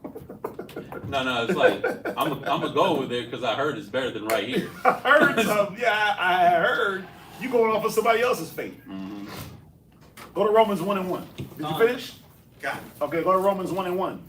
Romans chapter 1, verse 1. You gotta read the verse 5. You gotta read the whole thing to understand the context of why I went here.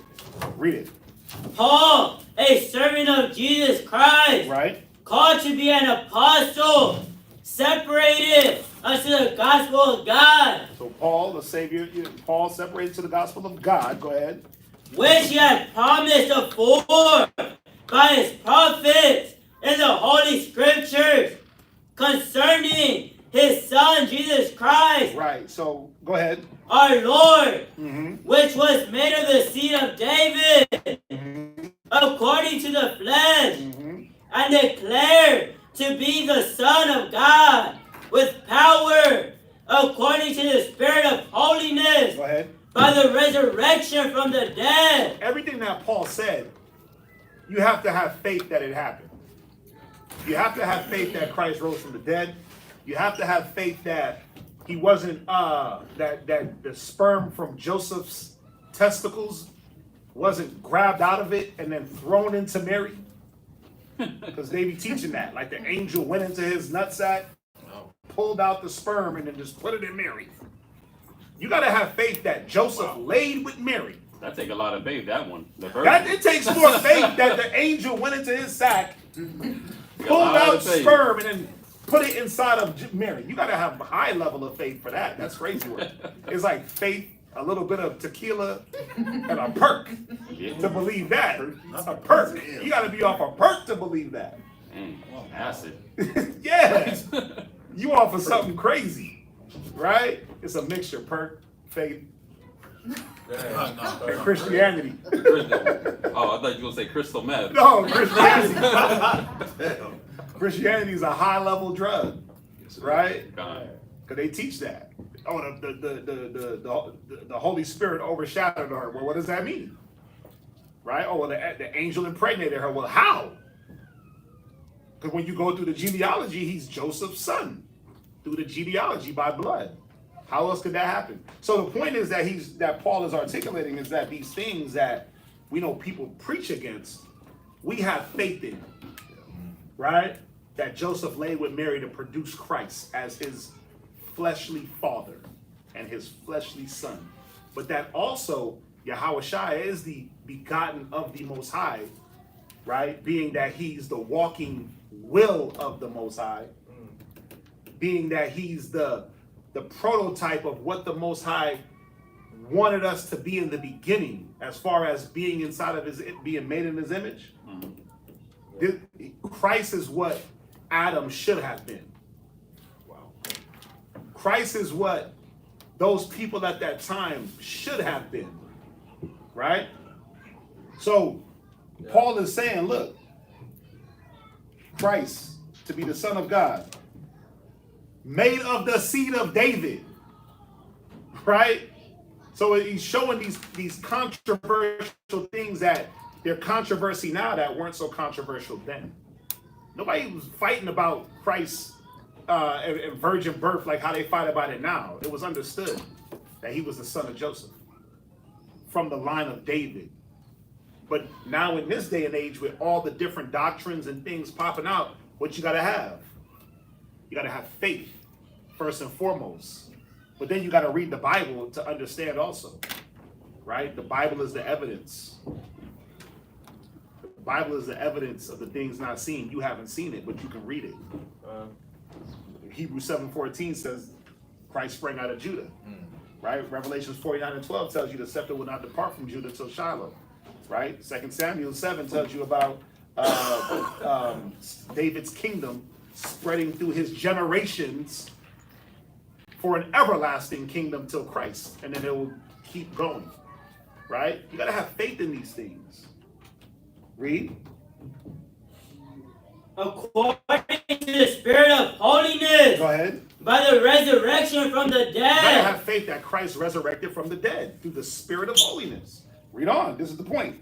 By whom we have received grace and apostleship. Right. For obedience for what? For obedience. For what? For obedience. Go ahead. To the faith among all nations. See, we receive something through our obedience to the faith. The faith of what? All the things I just said. All the things that Paul just named. Christ rose from the dead. Christ from the seed of Jesse, or seed of David. Christ, the Son of the Most High. Right? All these things, you got to have faith. But it all starts with what? Being obedient to these things. Or having faith in these things and doing what? Staying in these things. Because someone could come along and be like, look, they say immaculate conception. And then the next thing you know, you sitting there talking about angels impregnating women. You talking about idolatry. You talking about adultery. You talking about now the Most High condones adultery. Right? That's the point. Like, there has to be an obedience. There has to be an obedience to the word. And remember, we can't be naive to the fact that it's faith first. That's the main component to our belief. You gotta have faith. You weren't there. You never seen any person from the book. You never seen a person write it. You never seen a person copy. You ain't seen nothing. So it's all faith. It's mostly faith, right? It's mostly faith, and then now the faith allows you to be able to search out the facts, the artifacts, the history, and then you put it all together. So do y'all understand that point?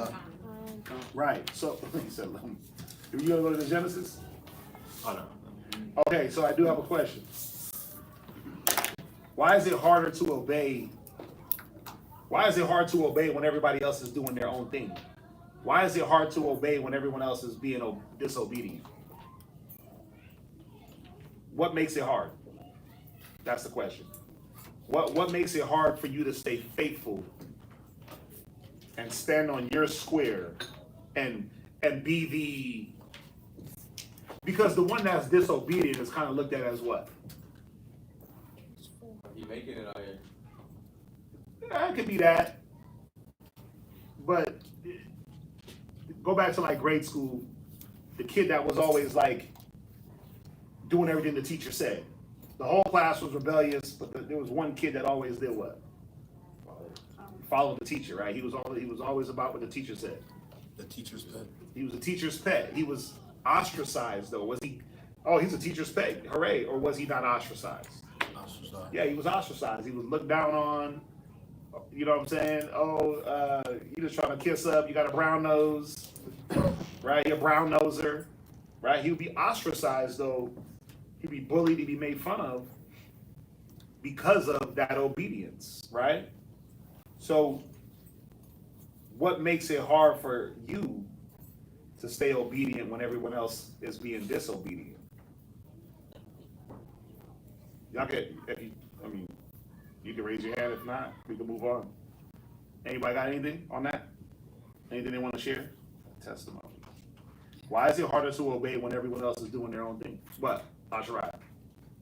You got your hand up? Or you got that Gabar hand up? Oh, you got the Gabar hand up? Like, see when he lifts his, this is how you know Gabar got his hand up. He got to lift the elbow 2 inches off the table.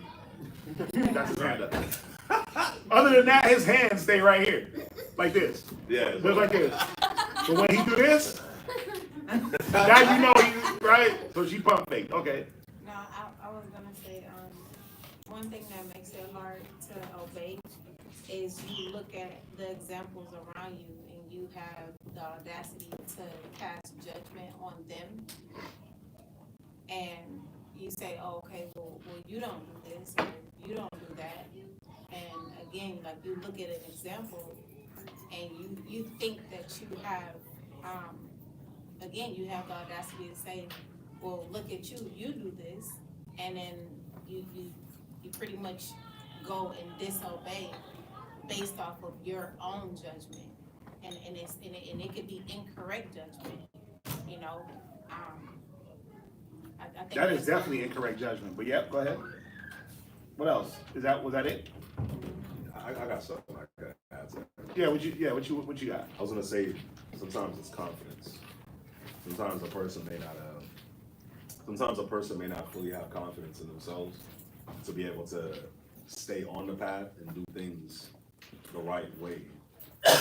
So sometimes just having a person there with you gives you that confidence to like, okay, I got this person here with me, so if I'm not able to push all the way, I know this person may, they'll help.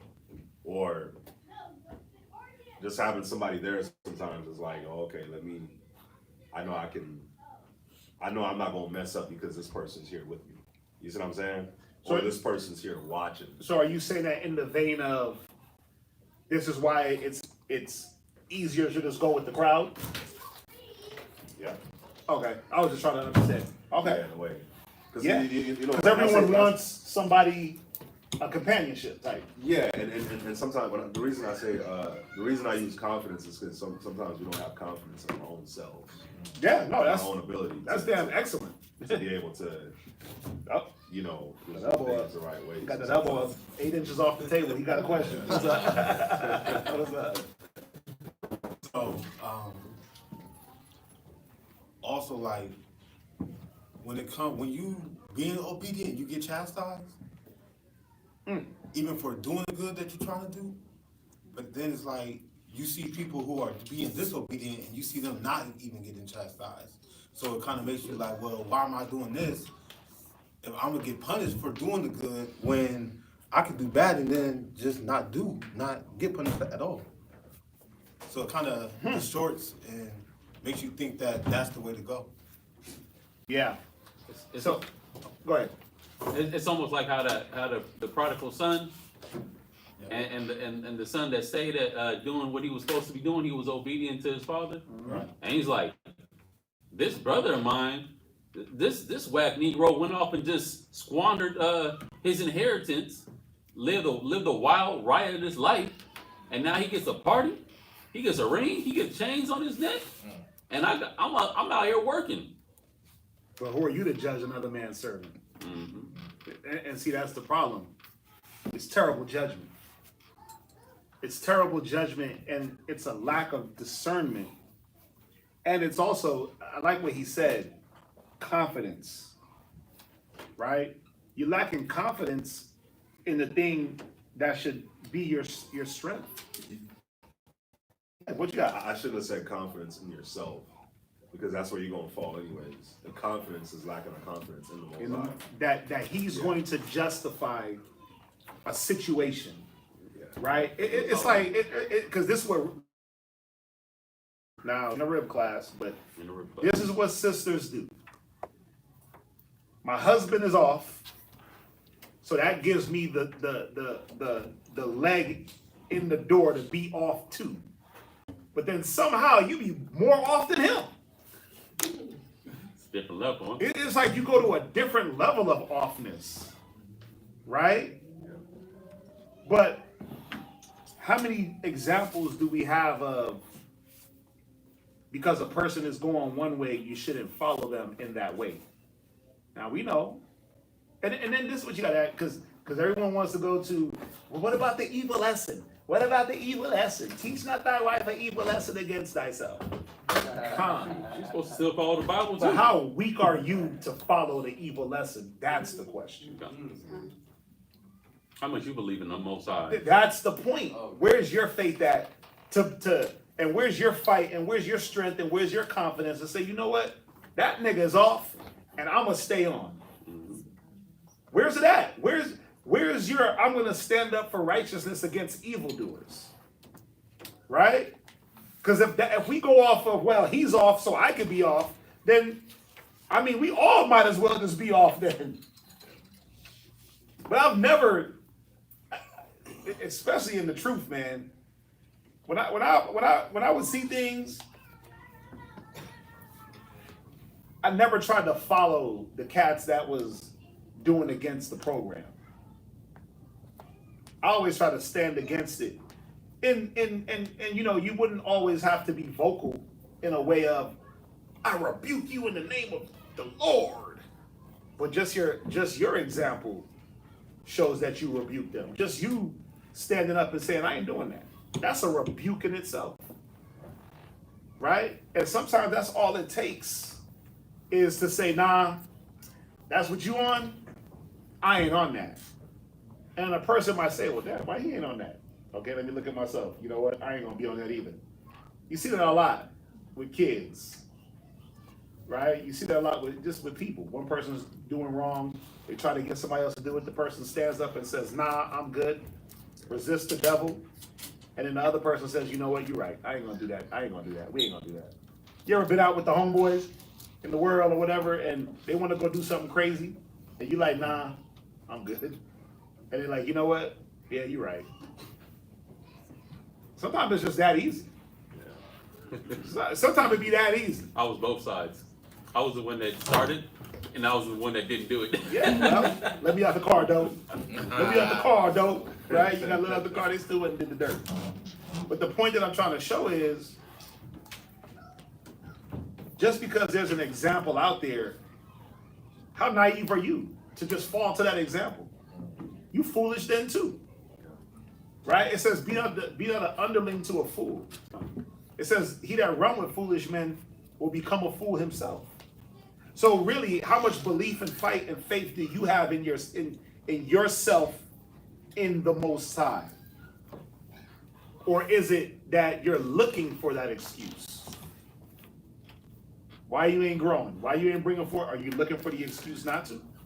I think that's, is that a fair, I mean, I think that's a fair question.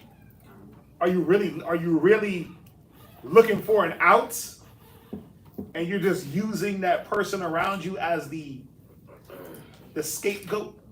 Done. Right? These are things you gotta ask yourself, like what am I really just really here?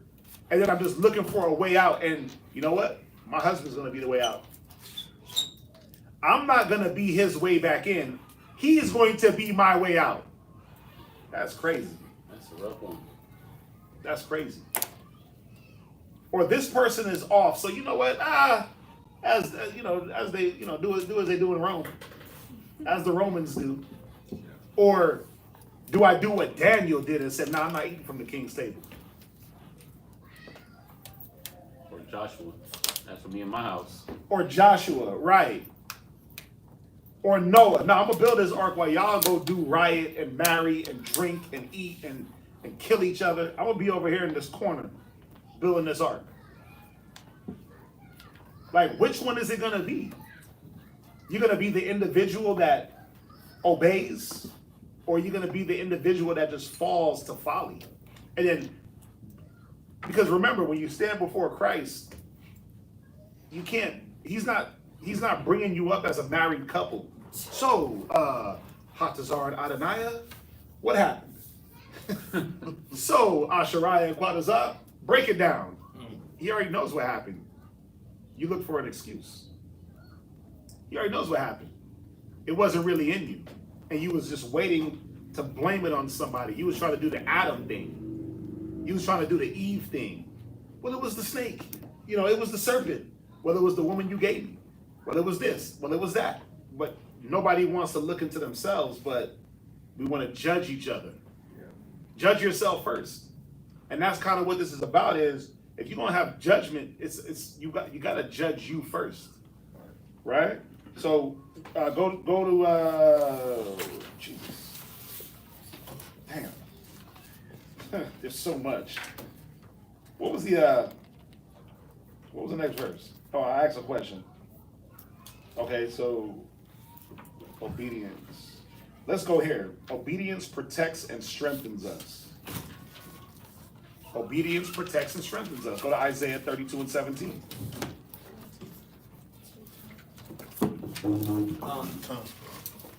Seeking his faith. Let's see. Or when you're trying, but it seems like the pace you're going isn't fast enough, and it causes conflict. It can be very discouraging. Yeah, but and that's very true. But that's why it's important, because we all want to go at a certain pace. And some people want to go super fast, and what do we got to do? Slow down, brother. Slow down, sis. Relax. It's like when sisters come into the school, what do they want to do right off the bat? They get here, and in 5 minutes, where they want to be at? Ah! And we like, sis, slow down, get in class, 6 months, do this. But I want to, and then it's like 6 months up. You ready for garments? Come on, sir, I'm ready. And then they get in garments, and it's like, God damn, I didn't know what I was signing up for. I thought I was just going to go sew. I didn't know this was spiritual. I didn't know this was spiritual. Yeah, because now you got to drive 30 minutes to somebody else's crib. Be there around their noisy ass kids. Be up in their house with the smelly trash can. Be over here with the dirty bathroom, right? And either you can deal with it or you can communicate. You can deal with your issues or communicate in the spirit. You thought it was just, I'm going to throw some fringes on a garment and roll out. No, there's situations we got to iron out in these garments. Passover time? Damn. Passover time? What's that? Well, we trying to prepare you for the 6 months. Brother come in, sign me up, street speaking boots. Where they at? Flyers. Brother, Hebrew Academy. Right? Brothers, we want to zip through the program in 2 weeks. Wait on. Hilarious. Give me my test, brother. I'm ready now. I studied it yesterday. You just got here. How did you study for the test? Brother, I'm in the spirit. Well, brother, slow down. 6 months. You ready yet? Caught up, ready. Trooper such and such reporting. Right, they do it. We don't do that, all right? We also, right, when brothers is lined up, ready to go. Give it a month. Damn. Brothers is rethinking their whole life. Wait, so Monday is class, Tuesday this, Wednesday, Thursday, work, Friday, wait, Sunday, wait, so, but what about my time? But wait, we told you that within the 6 months, you didn't have no time. Why we told you to slow down? It's not about your time no more. It's not about your time no more. So some people want to go at a pace super fast, we got to slow them down. People want to go super slow, and sometimes you have to excite them and push them a little bit. But what is the point? You have to have somebody around to gauge that. Because as fast as whatever pace or slow as whatever pace you think is necessary, it may not be right. Who's around you to assess what's needed? That's a key reason why obedience is broken. Because you got nobody around you that's obedient above you or more obedient than you to guide you. That has showed an obedience for an amount of time in areas that you need growth in. So what do? Well, I get impatient. What? Or you don't communicate what needs to be put out so that you can be assessed. Like it'll be times where you need to communicate and counsel and get those things out so that the counselors know more and they can help you. But you just hold back because everything's good. I mean, or you don't want to be viewed in a certain type of way. So it's like in order to go to figure out what the problem is, you gotta go to the doctor and let them know everything. I'm bleeding when I'm in my stools. I have this, I have that. You gotta let them know everything, but you can't be properly assessed because you hold back. Yep. You know. Yep. You know, just off what she's saying real quick. Like when I was talking to the people about the Jeep, and I was telling them, you know, that I was telling them like the problems. When I talked to the manager, I was like, hey, this is happening to my brother's Jeep, and when I look on the online forums, nobody can get this particular problem fixed. So because I went even more than just like the basics, I went deeper in the explanation of what I've seen with the Jeep, or what I researched. She was like, okay, this may be a bigger issue than I thought. She was like, I gotta contact the engineers so that they could see what the hell is going on. That they could kind of figure out what's going on. This is something, you know what I'm saying? Yeah.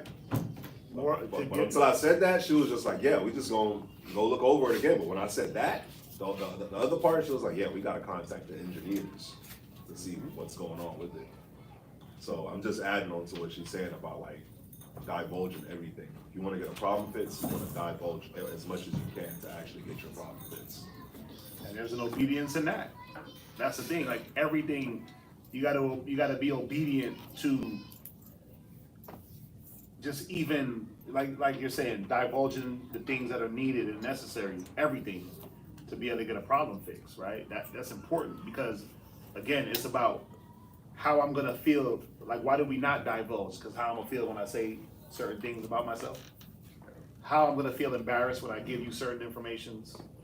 How I'm gonna feel weird saying this, right? So you don't do the obedient thing and just tell what it is. You guard certain information. We don't care, and it don't help you to guard anything, right? Going into the point of strength and protection. Isaiah 32:17. Isaiah 32, verse Somebody 17. give me Psalms 119 and 65. Go ahead, read. And the work of righteousness shall be peace. Shall be what? Peace. The work of righteousness, obedience is righteousness. It said it shall be peace. Go ahead. And the effect of righteousness. And the effects of righteousness, go ahead, Quietness. is quietness. Go ahead. And assurance forever. And what? Assurance You're forever. assured forever. You know what it's going to be. Go to Psalms, read that. Psalms 119, verse 65. Come on. Thou hast dealt 165. Yeah, 119 and 165. 119. Psalms chapter 119, verse 65. Go ahead. Great peace have they which love thy law, Love thy law. Go ahead. and no thing shall offend them. Right, nothing will offend or remove you from it. I'm offended. I can't keep the law no more. Back to eating pork. Brother spoke to me too harsh. You know what? I'm about to go be a sinner again. It's crazy. You're not going to be offended off of the law. Go ahead. Lord, I have hoped for thy salvation. Read. And done thy commandments. Uh-huh. My soul have kept thy testimonies. See, you see how he's speaking about keeping, kept, stayed with, love. The thing that you love, you do what? You try to be around it. Read on. And I love them exceedingly. Right. I have kept thy precepts. Come on. And thy testimonies. Come on. For all my ways are before thee. Right, and that's the point. It's about, you're going to stick to the thing that you love, but then the thing that you love is what strengthens you. Right? We're supposed to love the word, the law, the commandment of the Most High, knowing that in the commandment is our strength. We abide in the commands, we abide in the commandment. That's our strength. Deuteronomy 4 tells you that's our wisdom in the sight of the nations. But that's our strength in this world. That's the only strength we have. Go to Proverbs 129. You know what? You ain't got to go here. Y'all can just write it down because we're going to be touching on this on Saturday class. You can write down Proverbs 129 to 33. Proverbs 1 and verse 29 to verse 33. No. We need to read it. Proverbs chapter 1, verse 29. Proverbs chapter 1, verse 29. There's a point in here. Read it. For that they hated knowledge. Go ahead. And did not choose the fear of the Lord. And this is the thing. Is you're looking at others be obedient, disobedient, and instead of choosing the fear of the Lord and instead of choosing knowledge, you choose to be like them. You choose their attribute. Go ahead. They were none of my counsel. Instead of the counsels of the Lord, I want to go with the counsels of the wicked. I want to go with the counsels of the scornful, the sinner, the double-minded. I'm listening to that. That's crazy. You looking at double-minded people and then literally following them and then thinking that you're not going to be double-minded also. You're looking at people that are scornful. You're looking at people that don't know what they want. They lack faith. And you're saying, wait, give me counsel. Read. They despise all my reproof. You're looking at people that despise reproofs. Right? It says the way of transgressors is hard.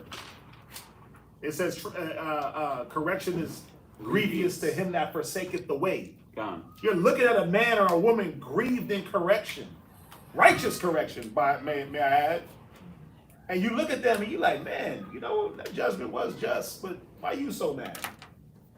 Oh, you mad? You know what? You're right. I'm mad with you. What you got to tell me? What wisdom you got from me? It doesn't make sense. Go ahead.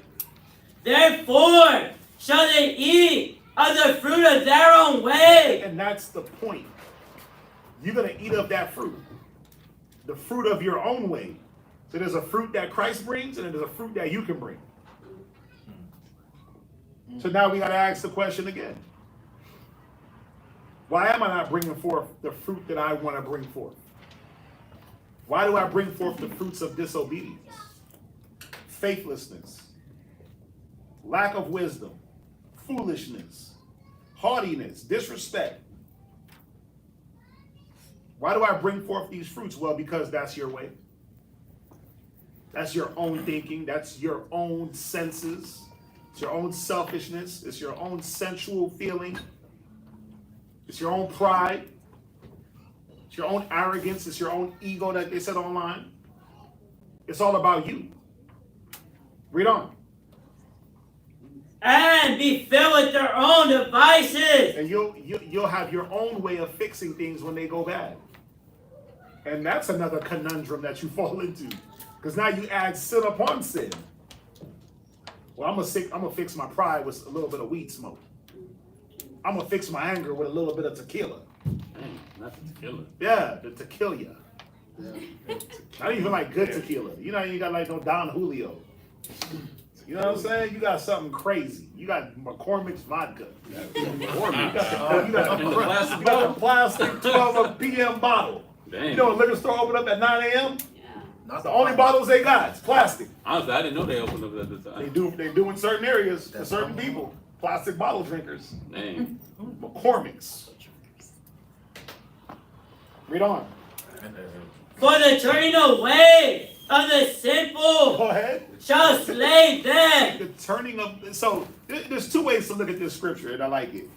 The turning of the way of the simple shall slay them. The them is the simple, right? But then, if we're dealing in this topic of this class, the turning away of a simple person can slay who? The person that looks towards them. If you're looking at the simple for guidance, won't you be slayed in their folly? Won't you be destroyed in their guidance and in their folly? So now you know why you're disobedient? Because you're around disobedient people and you allow their disobedience to be the guide. You allow their instead of saying, you know what, let me, I know it'd be hard, man, because some of these things be husband and wife. Some of these things be husband and wife, and it's like, well, I can't disobey hubby. Yeah, you can. Yeah, you can. Yeah, you can. 1 Peter 3 ain't talking about obeying just a dummy. Mm-hmm. First, the Bible doesn't condone obeying wicked men. It actually goes against it.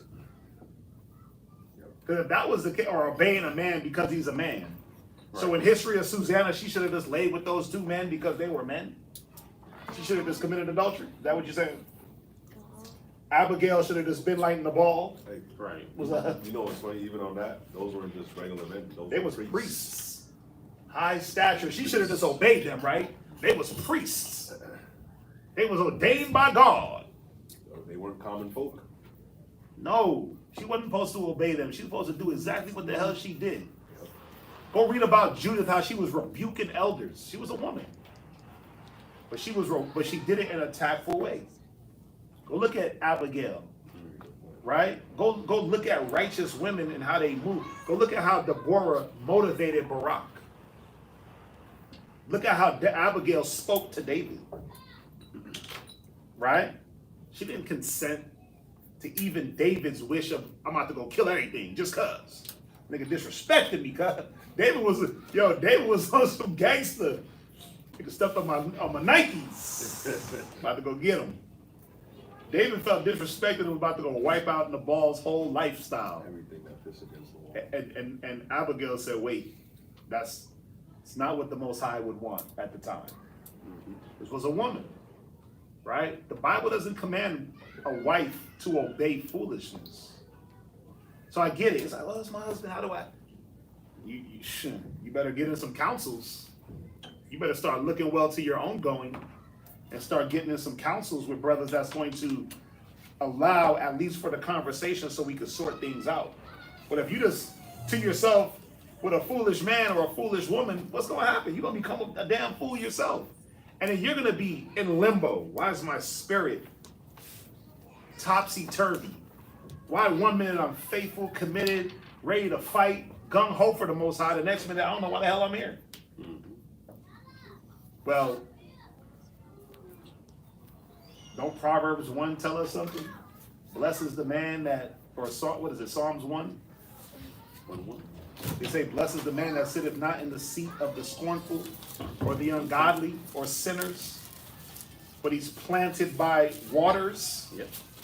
So you got to find a way to plant yourself by wisdom when you're in those situations where you have a foolish husband or a foolish wife. Right? You got to find a way to, you can't in any wise make yourself an underling to a foolish man. You'll become a fool yourself. I know it'll be hard. I know it's like a tightrope you gotta tread because you don't want to disrespect your husband. You don't want to disrespect this brother. You don't want to disrespect that. You don't want to disrespect this. But, okay, what's more important? Your husband or what the law says? Because back in the day, in the law tells you, if any man come and say, let us go serve other gods, whether it be this person, that person, you were supposed to be the first to call him out and put him to death. You brought him before the judges and inquiry was made and he'd be put to death.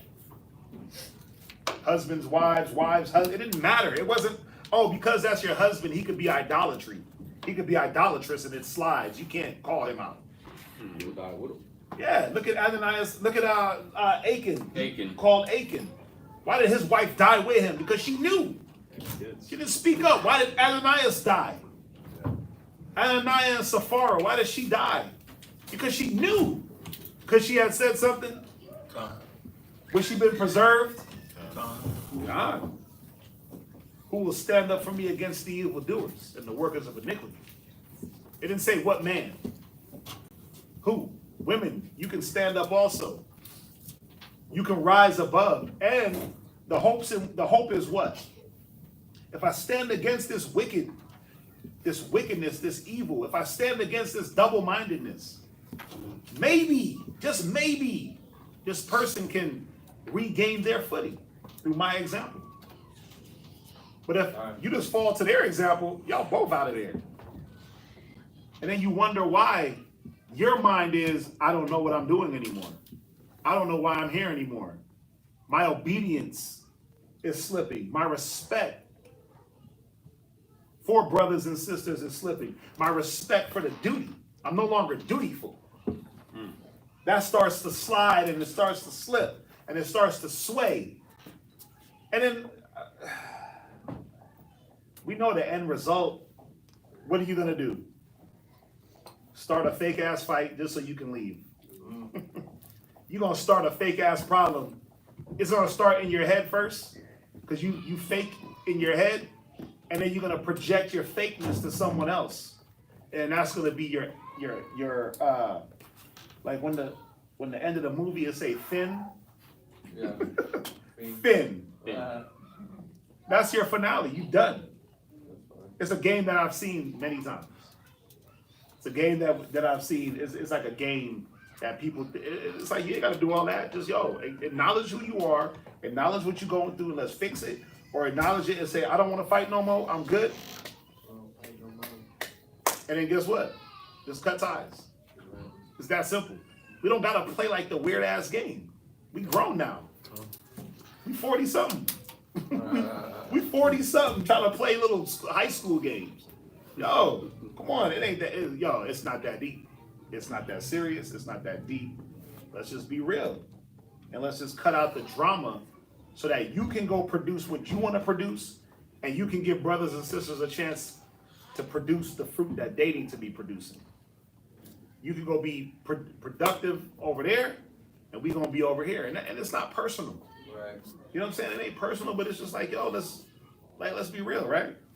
Where we at? Proverbs chapter 1, verse 32. Go ahead. Last precept. Go ahead. And the prosperity of fools shall destroy them. You see a fool prosper? The worst thing is a fool that prospers. Because then other people try to mimic his foolishness to prosper, but then we know what happens. That luck run out. Yep. And then all the fools are destroyed. Read on. But whoso hearkeneth unto me, right, shall dwell safely. And that's the point. I'm trying to dwell in safety. I'm trying to be in that strength. We all should want to dwell in that strength and that safety. Go ahead. And shall be quiet from fear of evil. See that? It should be quiet from fear of evil. Right. So, I had a lot more. I just want to. I do have to go here. And now I want to ask another question. This is a rhetorical. You could ask yourself. You could dwell on it, meditate. But ask yourself this: what has disobedience taken from you? You know, like they got those commercials. It's like, you stole from me, and you're like, damn, what they steal from him? And then he's like, yeah, he stole my life. Yeah, you stole my wife. You stole my money. And they're like, alcohol stole things from me. It's like one of those commercials, like alcohol. Oh, okay. Like but they start out like, yeah, you stole from me. And it's like, damn, the nigga this is robbing people. But then they're like, yeah, alcohol stole my life. It stole my family. It stole my bank account. Blame it on alcohol. So, what has disobedience stolen from you? It's a good question. I think it's a good question, right? It's a great question. What is it taken from you? And you may not be able to answer right now, which is fine, right? It's more, these questions are more like a retrospect thing where after the class digests and you go back into the questions, you're like, damn, what has disobedience taken from me? Well, for some, it's taken away the ability to move forward in life. It has taken your growth. It has stunted your faith. It has removed your belief in other people, right? That there are good people out there, that you can be good. Like he said, I like it. Because no matter what, you do have to have a confidence. The Bible says, cast not away your confidence. You do have to be a confident person, right? You do have to be able to stand bold holding this Bible. Because as soon as you open it, someone is trying to come against you to have you shut it. So you do got to stand bold against those spirits. You do got to stand bold against, there are adversarial human beings that come against, right? You do have to stand bold knowing that when I go out there and teach, someone is looking to defame. Someone is looking to use that as a reason for me not to move forward or come up in society, whatever it is. They're putting you on all type of block lists and ban lists and defamation leagues and, right? Anti-defamation league. We on there. So you do have to stand bold knowing that when I teach this word, it's going to offend people. But the Most High is going to make it better. That the offenses ain't going to matter. I'm going to be able to still do what I got to do. Right? What? Go ahead. No, it's faith. Yeah, you right. gotta have faith. Right. You gotta have faith. So what is disobedience taken from me? Now, this is a question I do want to answer. Right now, why is it easier to just avoid being obedient and just going? What are you, I want to see if anybody can answer this. In not being obedient, what are you avoiding? The good. Huh? The good. No, not the good. In being disobedient, what are you avoiding? Let's see if y'all, because this scripture hit me in the damn car. It hit me in the car like, oh my God. Oh, buddy. What are you avoiding? The peace. Huh? The peace. Well, you're not getting it because you're not obedient, but what are you saying? Nah, I'm not doing that. Where you at? You got a Bible? Where you at? He in Proverbs. Yeah, he ain't there. They're blessing you? Well, no. What are you, listen what I'm saying, not what you're not getting. What are you knowingly avoiding? To avoid something means you see it and you like, swerve. You're knowingly avoiding something. The commandments. No. What, Ashra? I would say, And listen, raise your hand. I would say reproof. Ooh. Okay, you're getting close. You're getting close. What you avoiding? You're getting close. Understanding. Boy, raise your hand. And you wrong. You can't be wrong and not raise your hand. Raise your hand. I would say the love. No. Let's go to Hebrews. We ain't gonna draw it out. Oh, what you got? in not wanting to be obedient, what are you knowingly avoiding? What do you avoid so you don't have to be obedient? Or when you knowingly avoid this thing, it causes you to be disobedient. Wait. Now you looking at my class, you got it. No, I agree. My nigga. When you avoid it? You said when you avoid this thing. That's what makes you But it automatically makes you disobedient anyway. But you avoid. I'm avoiding this thing, and that makes you disobedient. Is it correction? Y'all are close. He said reproof. He said correction. So y'all are close. What? Say what I was you gonna say counsel. Someone said that. No, she said reproof, correction, counsel, all in the same vein. What you got? I have two. Okay. Two different directions. Because Damn. one is a thing. It's like It's not discipline. one is a thing, and another is like an action. Okay. We are avoiding the law. Okay. We don't want to. Not even just the law, but the knowing of the law. Like we don't even want to learn the law because if we know that if we learn it, then we don't have to.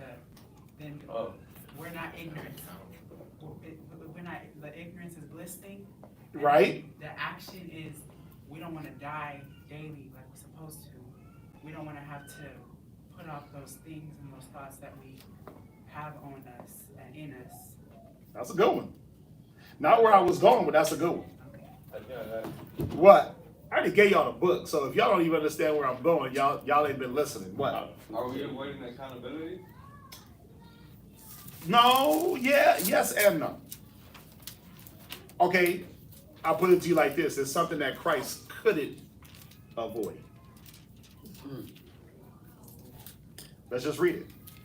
Y'all ready to just read it? Is it shame? It goes along with that. Yeah, they avoiding the word. What? Is it the will of the Most High? Like, In a way. So then what is his will? So, is it death? Are we avoiding the sacrifice? You're a living sacrifice. So not literal death. But let's just read it. Let's go to Hebrews 5. 7. Come. Go ahead. Hebrews chapter 5 verse 7. Go ahead. Who in the days of his flesh, Speaking of Yahushua, in the days of his flesh, read. when he had offered up prayers Uh-huh. and supplication Uh-huh. with strong crying Uh-huh. and tears. So when did he do this? right before he got on the cross? Or? Right. Go ahead. Unto him that was able to save him from death. If it be thy will, take this cup from me. Right? What was he trying to avoid? Nobody look at your Bible. What was he trying to avoid? Let's see if Max got it. He got his hand up. What? Fear? He was already in fear. That's the point. What? Going through with getting on the cross? Which is what? Suffering. He didn't want to suffer. Yep. We don't want to suffer. You don't want to go through nothing. So, in not wanting to go through anything, you automatically become disobedient. Because the will of the Most High, like it says in Isaiah 53, it said it was his will to bruise him. It was his pleasure to bruise him. Now watch this. Read on. And was hurt in that he feared. So, you see that? It said he was heard. It said that he was heard. He prayed to the Most High that could save him, and he was heard. Most High heard his prayer. Read. Though he were a son. Though he were a son. That is my only begotten. You know what? I hear his prayer. I see what they about to do to him. I'm the one that can pluck him out of this situation. Daniel in the lion's den. Right? Noah in the ark. Right? I could pull him out of this if Shadrach, Meshach, Abednego, I could pull him out. Read. Yet learned he obedience He did what? Yet learn he obedience. And this is why we don't learn obedience. Read. By the things which he suffered. You don't want to suffer.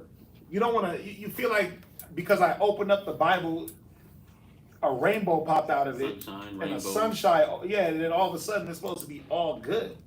The Bible is a book of sufferings. Because that's what you read. You read about people suffering because of a disobedience. You read about people suffering because they don't believe in the Most High. But then it's also a book of blessings.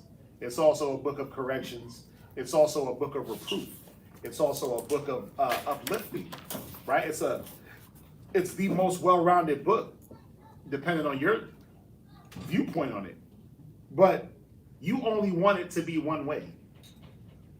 Because I'm reading it, it's all Deuteronomy 28 and 15, 1 through 15. Well, it's Deuteronomy 28 and 1. That's what you want. Blesses this, blesses this, blesses this, blesses this. You want every blessing, and then you want to say, nah, I don't want to deal with none of those cursings. But remember, how do those cursings come on? Don't they come on the children of disobedience? So isn't it your own action that bring the negative part that you try to avoid? So does it make sense to try to avoid the sufferings and just be obedient so that you don't have to be cursed because of disobedience? You see how it works? It's like, just do the thing. Do the thing, and then you don't have, don't avoid what is necessary, and the unnecessary won't come to you. I hate to say it. It's like I always say like a catch-22, but it's not a catch. There's no catch to it. The catch is us. We're the catch. Go through what you got to go through. It says through much tribulation we shall enter into the kingdom. But what do we try to set ourselves up to do? You want to avoid tribulation. So you try to make things easy for yourself. So guess what? I can't be obedient to this program. I'm going to go create my own program. Because I'm suffering over here. Suffering right here. I shouldn't have to suffer. So let me go over here where I'm not suffering. But then what do? You bring on a whole other set of problems on yourself. Yep. You try to avoid the Most High's lessons, thinking that you can, because that's crazy. Jonah, damn. Jonah, disobedient as hell. Go over there east, and your ass going northwest. Huh? Okay, what you think's about to happen? Now you got to sit in this damn fish's guts. Me and the kids in the red, we was watching Men in Black. Here comes Men in Black. We be trying to watch our retro movies with the kids, trying to get them up to breast with some of the old school movies. Remember when Kay hopped in the stomach of the roach? He blasted out, and he was just like all gooey and nasty, and he just running off their lip, and they spitting it out. Imagine Jonah in a whale's belly just smelling all that filth and just nasty. And just fish is nasty, bro. Covered up with just guts and all types of kelp and just the smell of. That stink probably stayed on him for days. days. Hell yeah.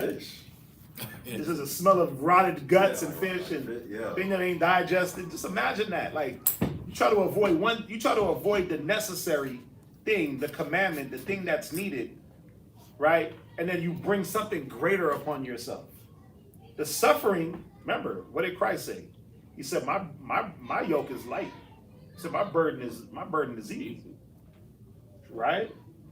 He said the sufferings are not comparable to the prize. But somehow we trying to look for the prize now, avoid the suffering so we can learn the obedience, and then what? We end up with a curse. One of the points I wanted to hit on here was how obedience brings blessings. And you can just write it down real quick because it does. Obedience brings blessings. I'm going to give you all the scriptures and you can always go back over it. Obedience, blessings, and this I should have definitely went through this. The blessings and the presence of the Most High. It literally can bring the presence of the Most High. John 14:21 through 23. said John? John, yeah, St. John 14:21 through 23. Joshua 1 and verse 7. Joshua 1 and 7 is about the prospering, blessings.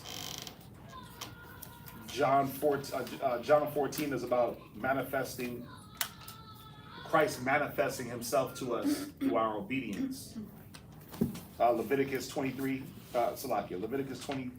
and verse 3, about walking in the statutes, keeping the commandments.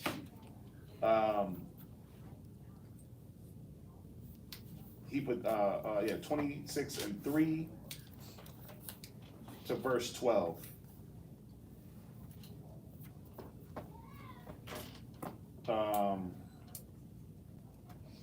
And then I also had,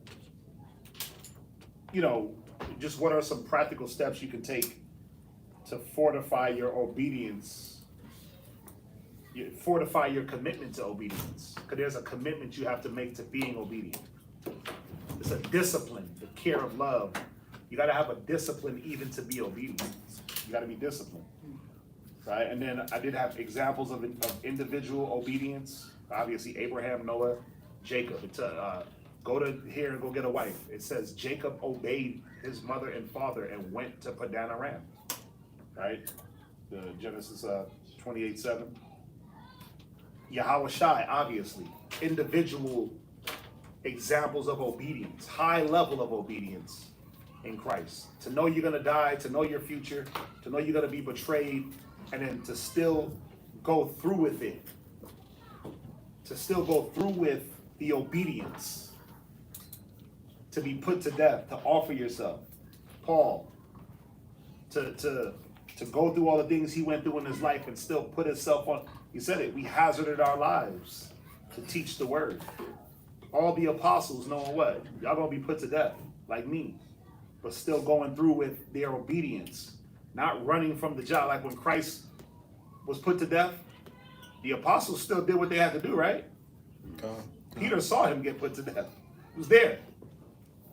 But he still went along and did the job, knowing this is gonna be my fate. So, again, maybe rewatch the class for some of those questions that was asked, but ask yourself the thing, right? Why are the attributes or the things that I'm looking for in the knowledge, why aren't they coming to me? What's blocking it? What part of my obedience needs to be worked on? So, I know we kind of went over 30 minutes. I think we started late, right? Yeah, bro, we didn't start on time. You said it was 7:07.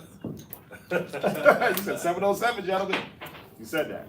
All right. Anyway, that's gonna be it for the class. Remember, VA got Sabbath class now live online. So I forget what time they start on the Shabbat. They start at 12, I think. 12 Eastern time. They start 12 Eastern time, if I'm not mistaken. So that's 11 o'clock here. 8 o'clock in damn California or something like that. Something crazy. Yeah, so just look out for that. You'll get the, if you're subscribed to their channel, you'll get the notification. So we just gonna be once a week live. So with that, we thank everybody for joining us. Hopefully you gained something from the class to reflect on. And with that, we're gonna say shalom.